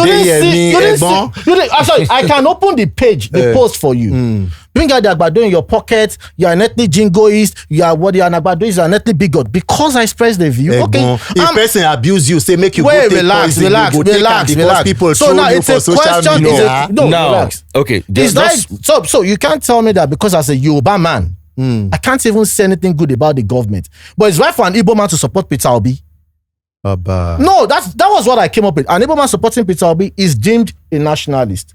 A Yoruba man supporting Tinubu is called an ethnic bigot. In a multi-party representative democracy, my choice might be a crook to you. Your choice might be an idiot to me. I think we should throw some light on this. Cubana chief priest said something. Yeah. He was trolled for being a city boy. But there was a word they used. They said he was or general. No, state coordinator. He was. I'm getting old. Saboteur. Yeah, it was a saboteur. There was another word he was used. Betrayer. Okay. And he said, if you say an Igbo man supporting Tinubu is a betrayer, what do you call a Yoruba man supporting Obi? I want both your views on that. A man supporting Yoruba man supporting Peter Obi is expressing his rights. I don't have anything against it. I told you I supported him in 2023. What do you think about you supported him? Did you vote for him? I was on media duty. Most elections. Okay, you would have voted for him. I would have voted for him, but I used my pay to campaign. Fine. Let me give you. So meaning you believe in his capacity? In 2022, I told you why I went down. In 2022, I created a group, Southeast Presidency. Okay. You know the shocker? On my page that I was trying to get, I should have married from 3 states or 3 parts of the Southeast. In Bitolu, in Banu, the 4. Oafia and Umaya. For reasons it had been an adult or something did not fly. So I'm not against the South. The first state I submitted proposal to in my life was Enugu State. But when the attack got personal, okay, let us go that route. If you think I'll do it alone, I created a group for Southeast presidency. I have close to 2,000 Igbo friends. I sent an invite for let us build this campaign. I didn't think I got up to 10 responses from them.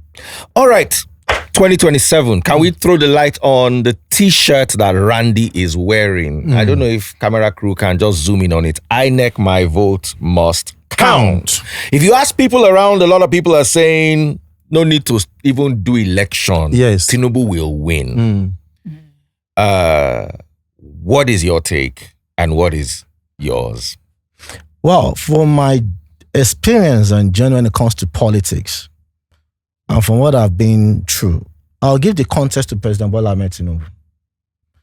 I'm not saying that the system has been rigged or must be rigged to give him the presidency. No. Based on analysis and what you know and what you see. Do you believe your vote will count? Definitely. Randy? Definitely. And I'll tell you why. You see, this brings us to the argument of real-time transmission of result, this, blah, blah, blah, blah, blah. For me, there is no way you can have a real-time transmission of results. And I'll tell you why. Because your vote is not going to is not being recorded as a data into a file, record, registered to the database, because it's not as your thumbprinting that it reflects on the database. There's human interactions and interface at some point. They have to collate the votes, ballots, separate it, count, and fill. That's not real time. Transmission of results. Even transmission of results. They have to record it on a sheet. My country people. I'm coming. Let me land. Anyway, so what are you saying? Are you going to vote your conversation? Tinubu? Is it real-time transmission of results or so we should be careful. Or electronic voting? You should be the only time you can have real-time transmission of results if you have electronic voting. No, that is not correct. Because let us. I did a bit of ICT. So explain so that he can respond. I said it is real time if as you are voting, it is tallying on the database. That is real time. There are two. Okay. That's your song. But if there's a process of people will count manually, record manually, you guys will accreditate manually, it is not real time. It's still our normal process. My country but the only people, thing is what they are now saying is they will now scan the result sheet on a database or probably input it somehow. If that is what you're saying, it is still not real time. So Randy even if Peters, they do the way they do normally, why is the statement? Why is that? Why do you think people are going to vote for Tinubu? I'm not saying people will vote for Tinubu. You say you give it to him. I said I'll give the context to Tinubu. You see, let me say something. The Electoral Act that threw open the direct primaries now brings me back to the conversation I said I had earlier with a former governor. The person that probably might win that direct primaries in ADC, based on what we're seeing, if the membership drive, based on the noise they are making, I call them children of perdition, they register in ADC and become members and they participate in the direct primaries, Peter Obi will clinch the tickets. Right. Okay. I'm coming at that. But you know what? You know where it now comes to? It now becomes the other regions now look at it. They have two Southerners to evaluate. They are the career politicians. They are the emerging kids on the block that want change and everything, which Peter Obi appeals to their sentiments. But oftentimes, those guys don't do the field work. And the guys that will do the field work are the ones that will start looking at permutation. I support Peter Obi for 2027 for getting into office. He becomes the president. There is nothing binding Peter Obi to say he's going to do a single term. Forget about the utterances and everything he says he'll do a single term. It's people fairly and rightly telling that how can you want to waste our time? You're just that you want to do one single time. What is your problem? I'm saying things that could happen. The argument that people will come up with, not within his camp, but against him, based on our journey, some of us have embarked on politically. And they will tell you that Tinubu doesn't have any leeway to do more than 4 years. But when Jonathan became the acting president, I was in the office of a national executive member of the PDP. He said that Jonathan cannot say he wants to contest without putting his region into consideration, because it is meant to be not for 8 years. Yar'Adua died. I'm telling you how an average politician reason. Randy, to answer the question, I want to ask it again. Okay. But this time with a joke. Maybe we'll be able to understand the question better. The content. Yeah. A Japanese man, an American man, a British man, and a Nigerian were drinking in a beer parlor. And they were having an argument. Yeah.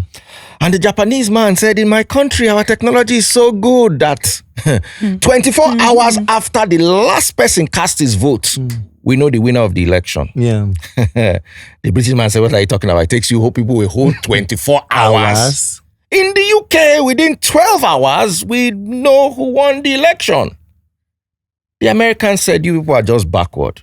The instant the last person casts his vote, our super micro mega computers calculate it, and in seconds, once you have our country, you get your results. You know the winner of the election. The Nigerian man holding his glass in his hand. Look at all of us. Look at all these It people. takes you 12 hours, 24 hours. No, before we do our own. 2 months before the election, we don't know who will enter. Yes.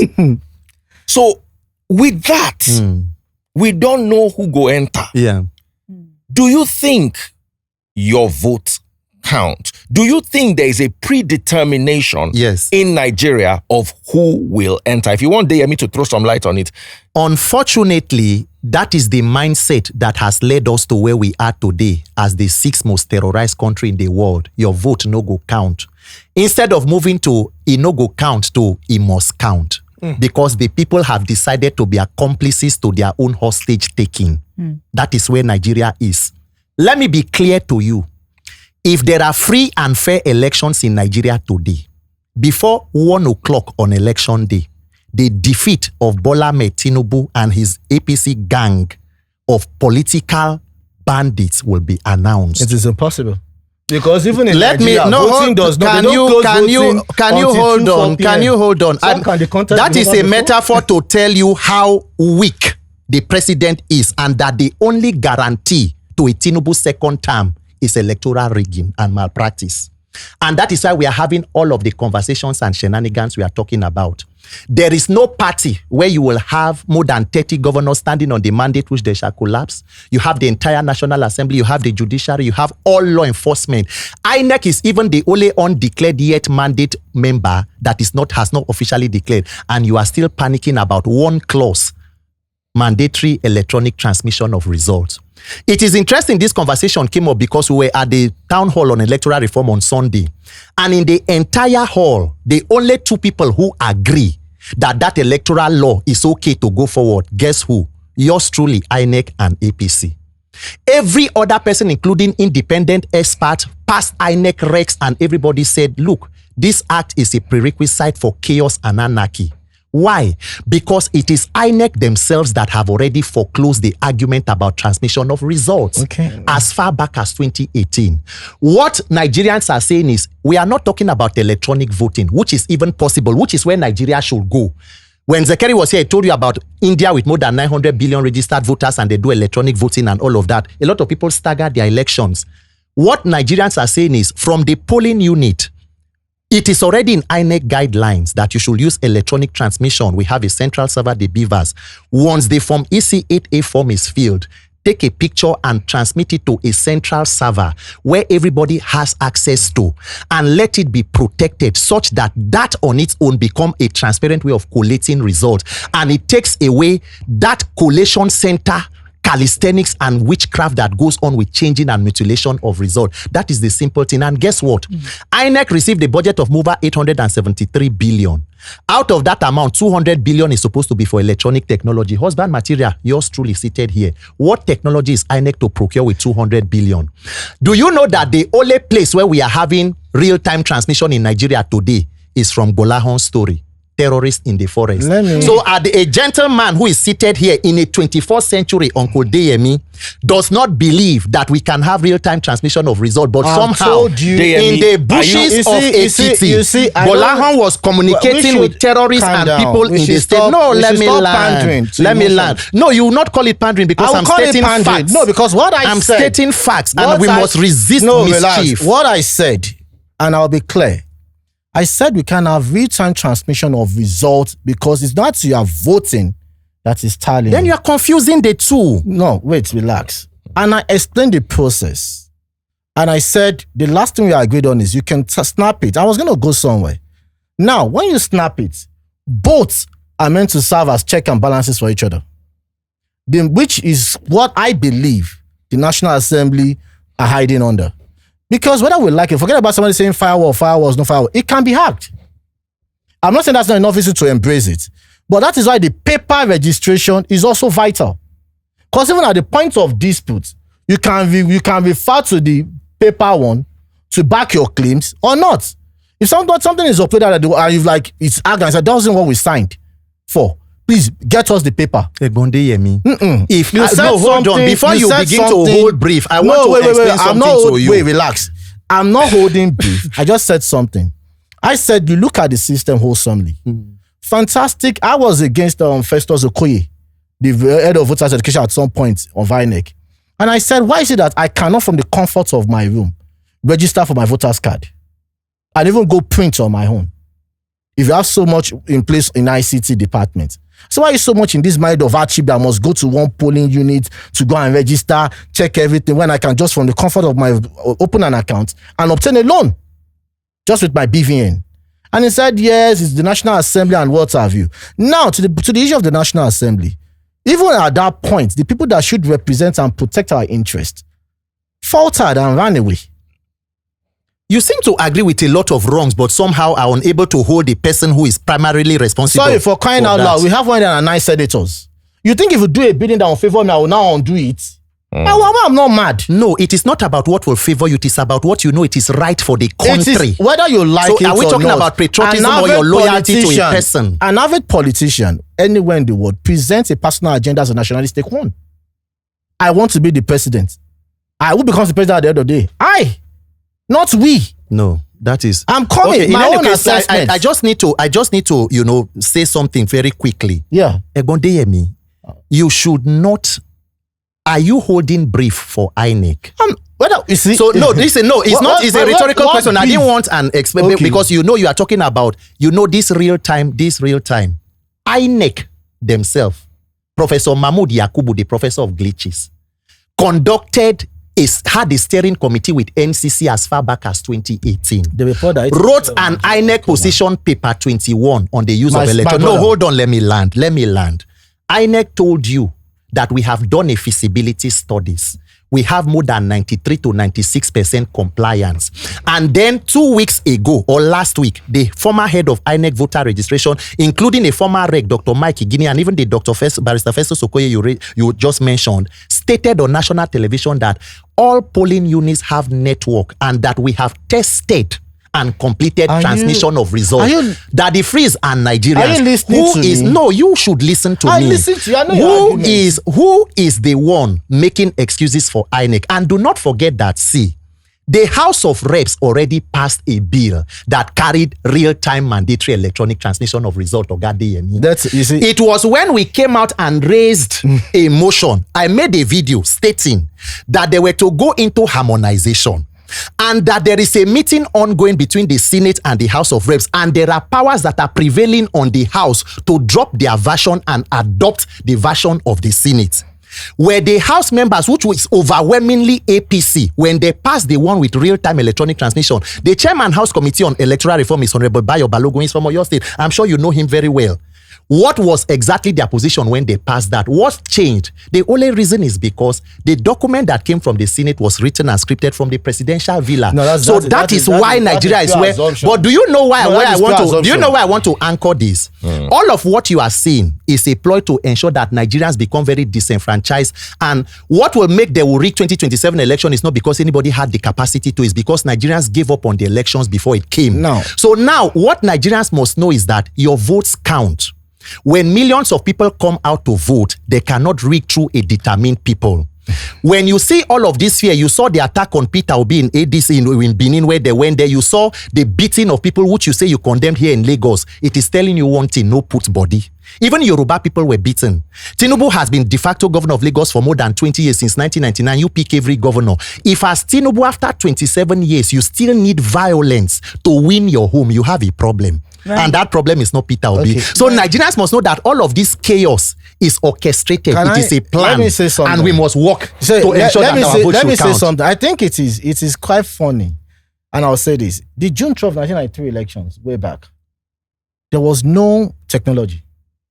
So I'm coming. But Nigerians could say to a very large extent that was fair and fair. Two things I would probably want to push. Our politicians are desperate. And that is why our politics of electioneering is dirty, messy. I will accept that and I'll put it out there. Our electoral reforms, when you take Nigeria, a lot of Nigerians are disenfranchised.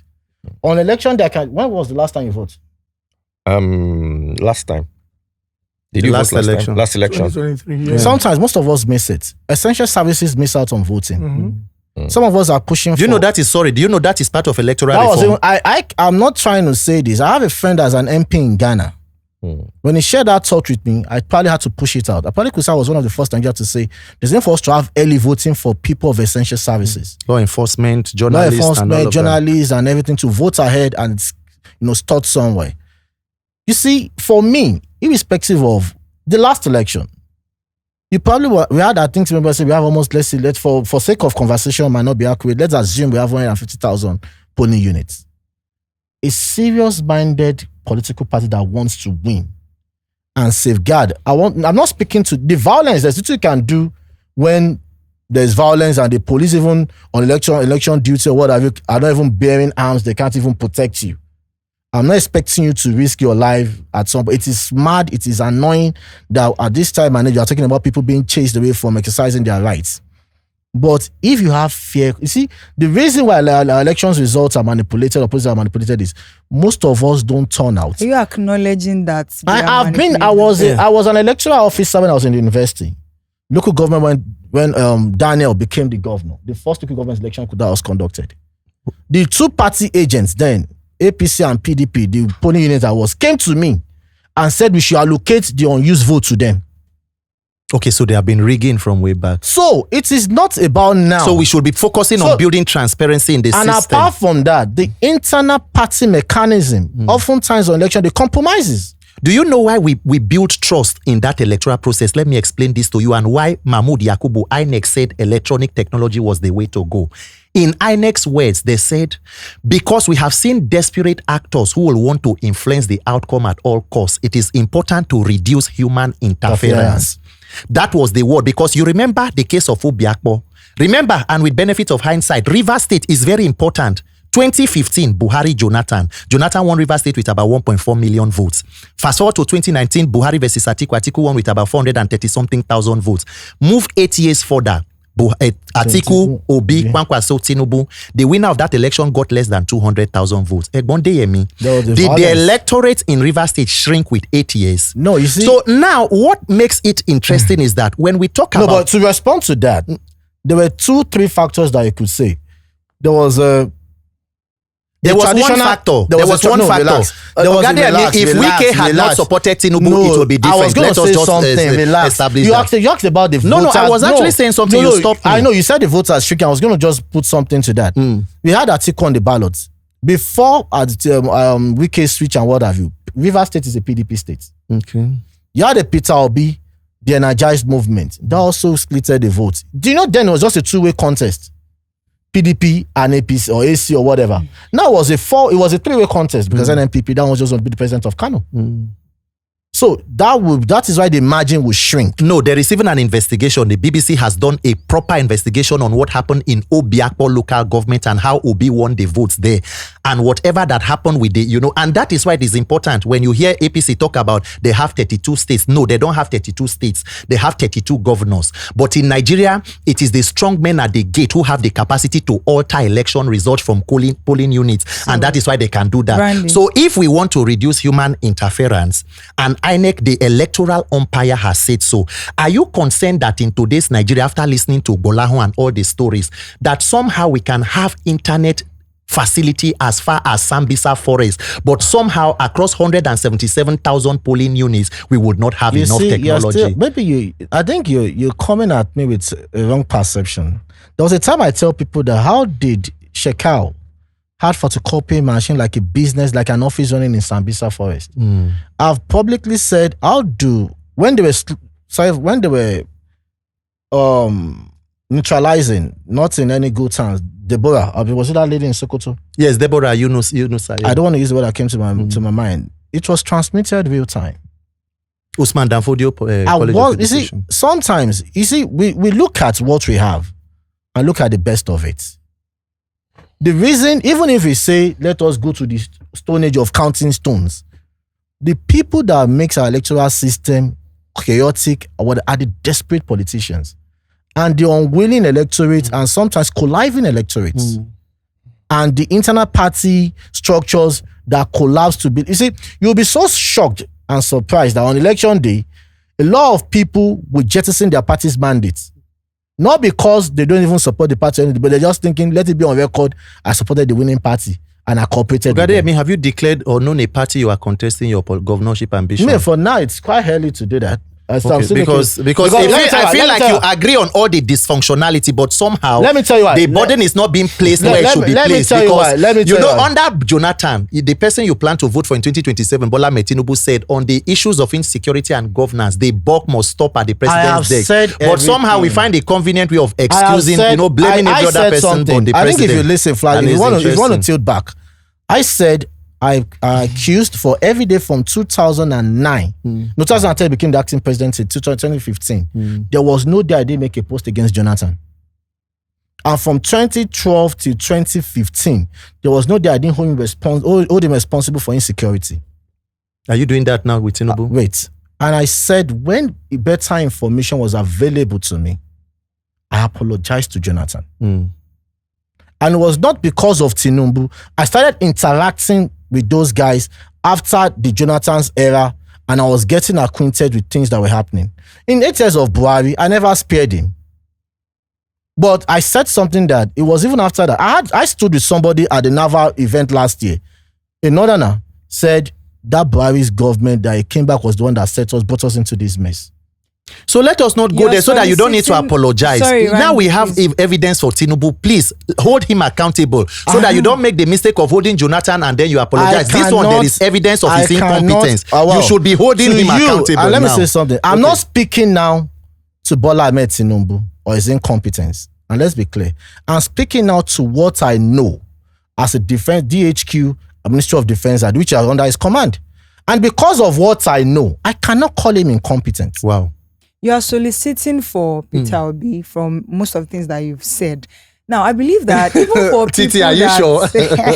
Even for people that have been there before the current people, some other people have solicited for them. Yes. But with the look of things, regardless of who is in power, why is it that Nigeria has still not, experienced meaningful change? Titi. So what's the assurance that the Peter Obi is going to solve that? Titi, it is a beautiful question you asked. See, the problem with Nigeria is an outright lack of accountability on public office holders or any person. If you build a system of corruption and criminality, you will reap criminality. And that is why even the religious leaders, you see, we continue to pray. But yet we continue to support the same things that are crippling the nation. So when you have sowed corruption, you will reap corruption. There is no country in the world where people just have the general desire, or human beings are born as an open slate. The desire to do good is instilled on you by the systems that work in that country. That is why there are certain things Donald Trump will not do, even as powerful as he is, because there are systems that will hold him accountable. In Nigeria, hold on. So in Nigeria, when you are a public office holder, it is absolute for you.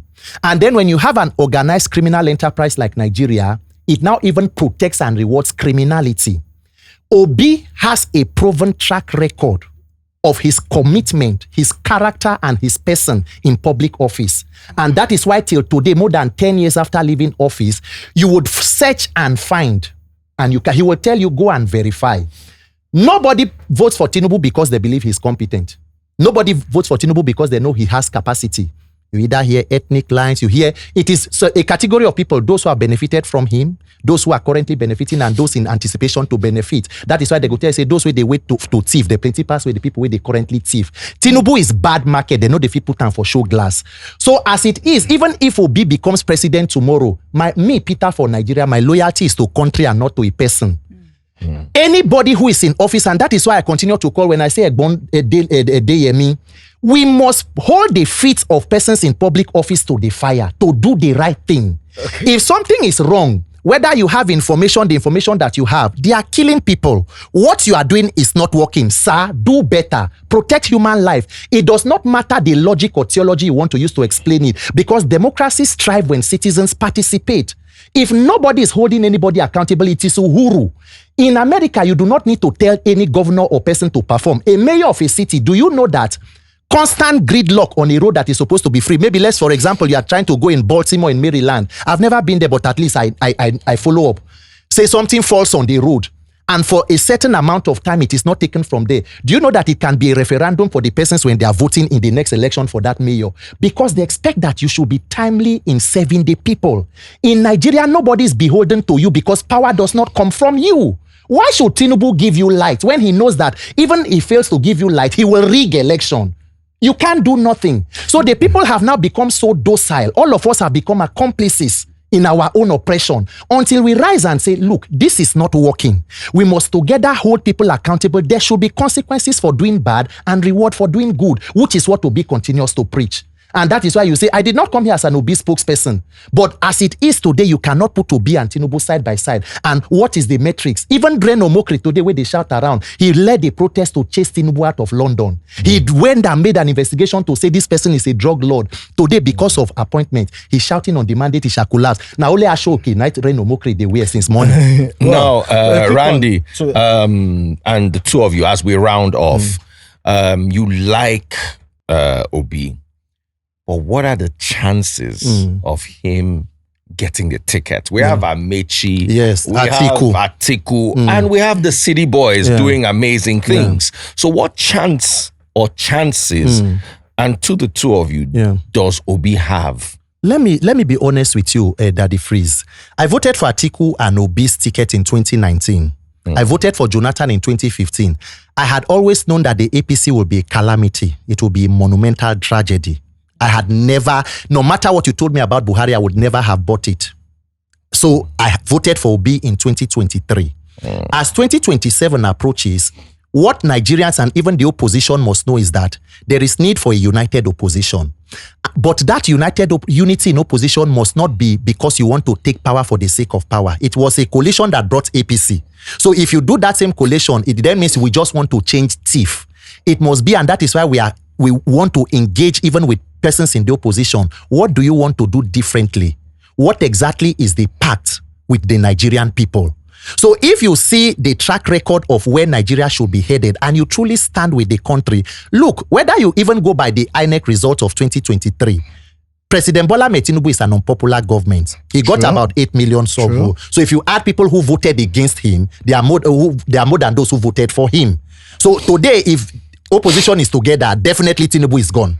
If we go by the same playbook of 2023. So I don't want a situation 2015 too.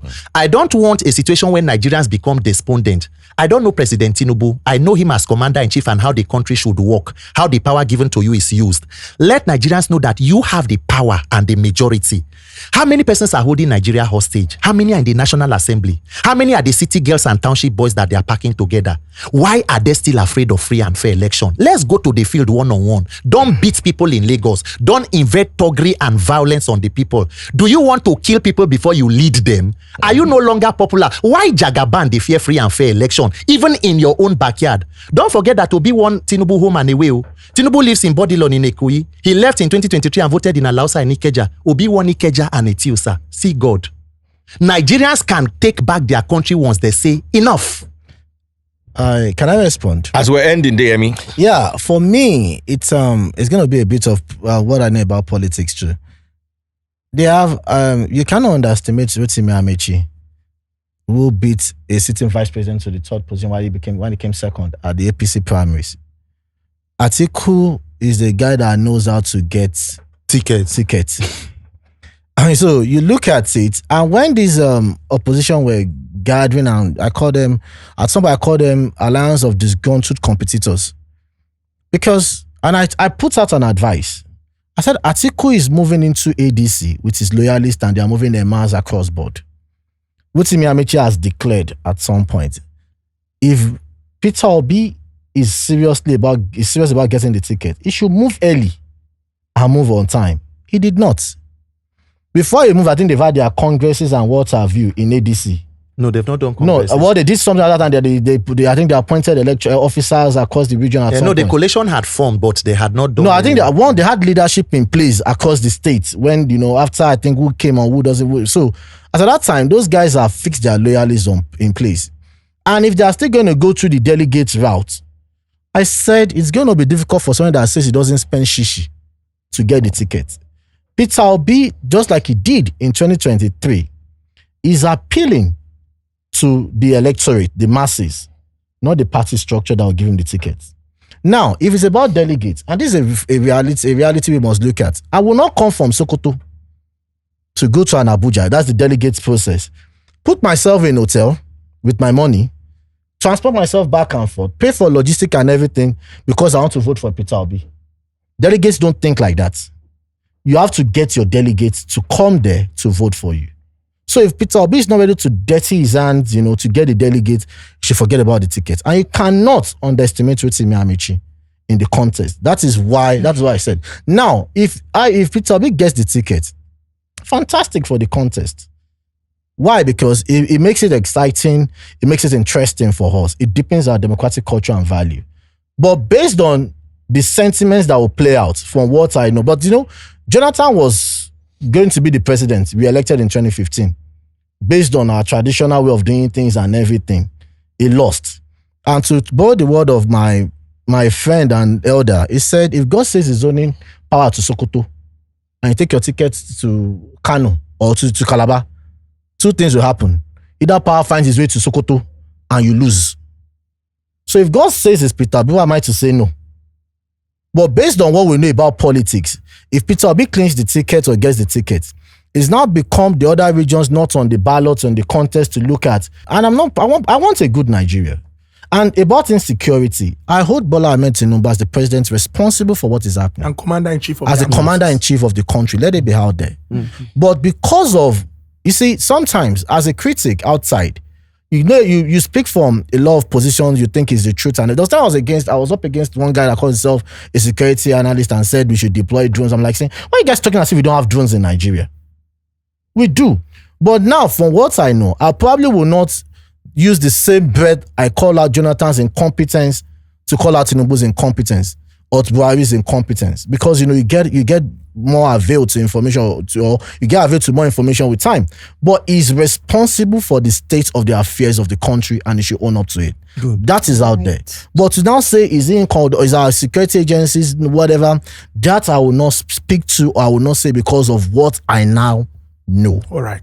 Okay. I think my question to the question to the ADC from what you have said will be whether the coalition is interested in who can win a primary or who can win an election. You see, it is. So I wasn't asking. Okay, I'm just making a statement that it is up to the coalition. But at least from our final analysis, I've been able to convince and not confuse you that Peter Obi has the character capacity that Tinubu lacks in all ramifications. Well, your opinion, but for me, you say who can win elections, but to some people they'll tell Atiku will win the election. Yeah. I'm not even saying Atiku can win. I'm saying there should be a united opposition. And now you said something very valid. I think they are coming about the playbook which Tinubu even helped them draft against Tinubu. The normal coalition, the normal talk against rhetorics around insecurity. You see, what PDP has been doing since 2019 will not work for ADC in 2027. You cannot bank on the anger among Nigerians to prepare you into office. You have to do the work. All right. Okay. Thank you very much, Egbon Deyemi. At a very young age. I'm a Gen Z. Gen Z, but too old to join military. No. Gen Z, what happened is, that one is football age. Yes. May we go and listen. Thank you so much, Peter, for Nigeria. Yes. Great conversation. And I am sure that people who saw this episode up until this point, would agree that conversations like this that impact the lives of people should be at the front burner of, discourse. We appreciate you for your time. Thank you so much. Remember, If you want to buy your gadgets, CD Care, they have the care to sort all of those for you. If you also want to invest, Palm Heaven, Resi that they run amo. We also get the one where we say you go own studio apartments for where students they live, for where working class people they live, and you go to earn money. And to tell our audience, follow him, believe him, because he has chopped money. See his tummy. No, so it's a good advertisement. It's a good advertisement. Thank you so much.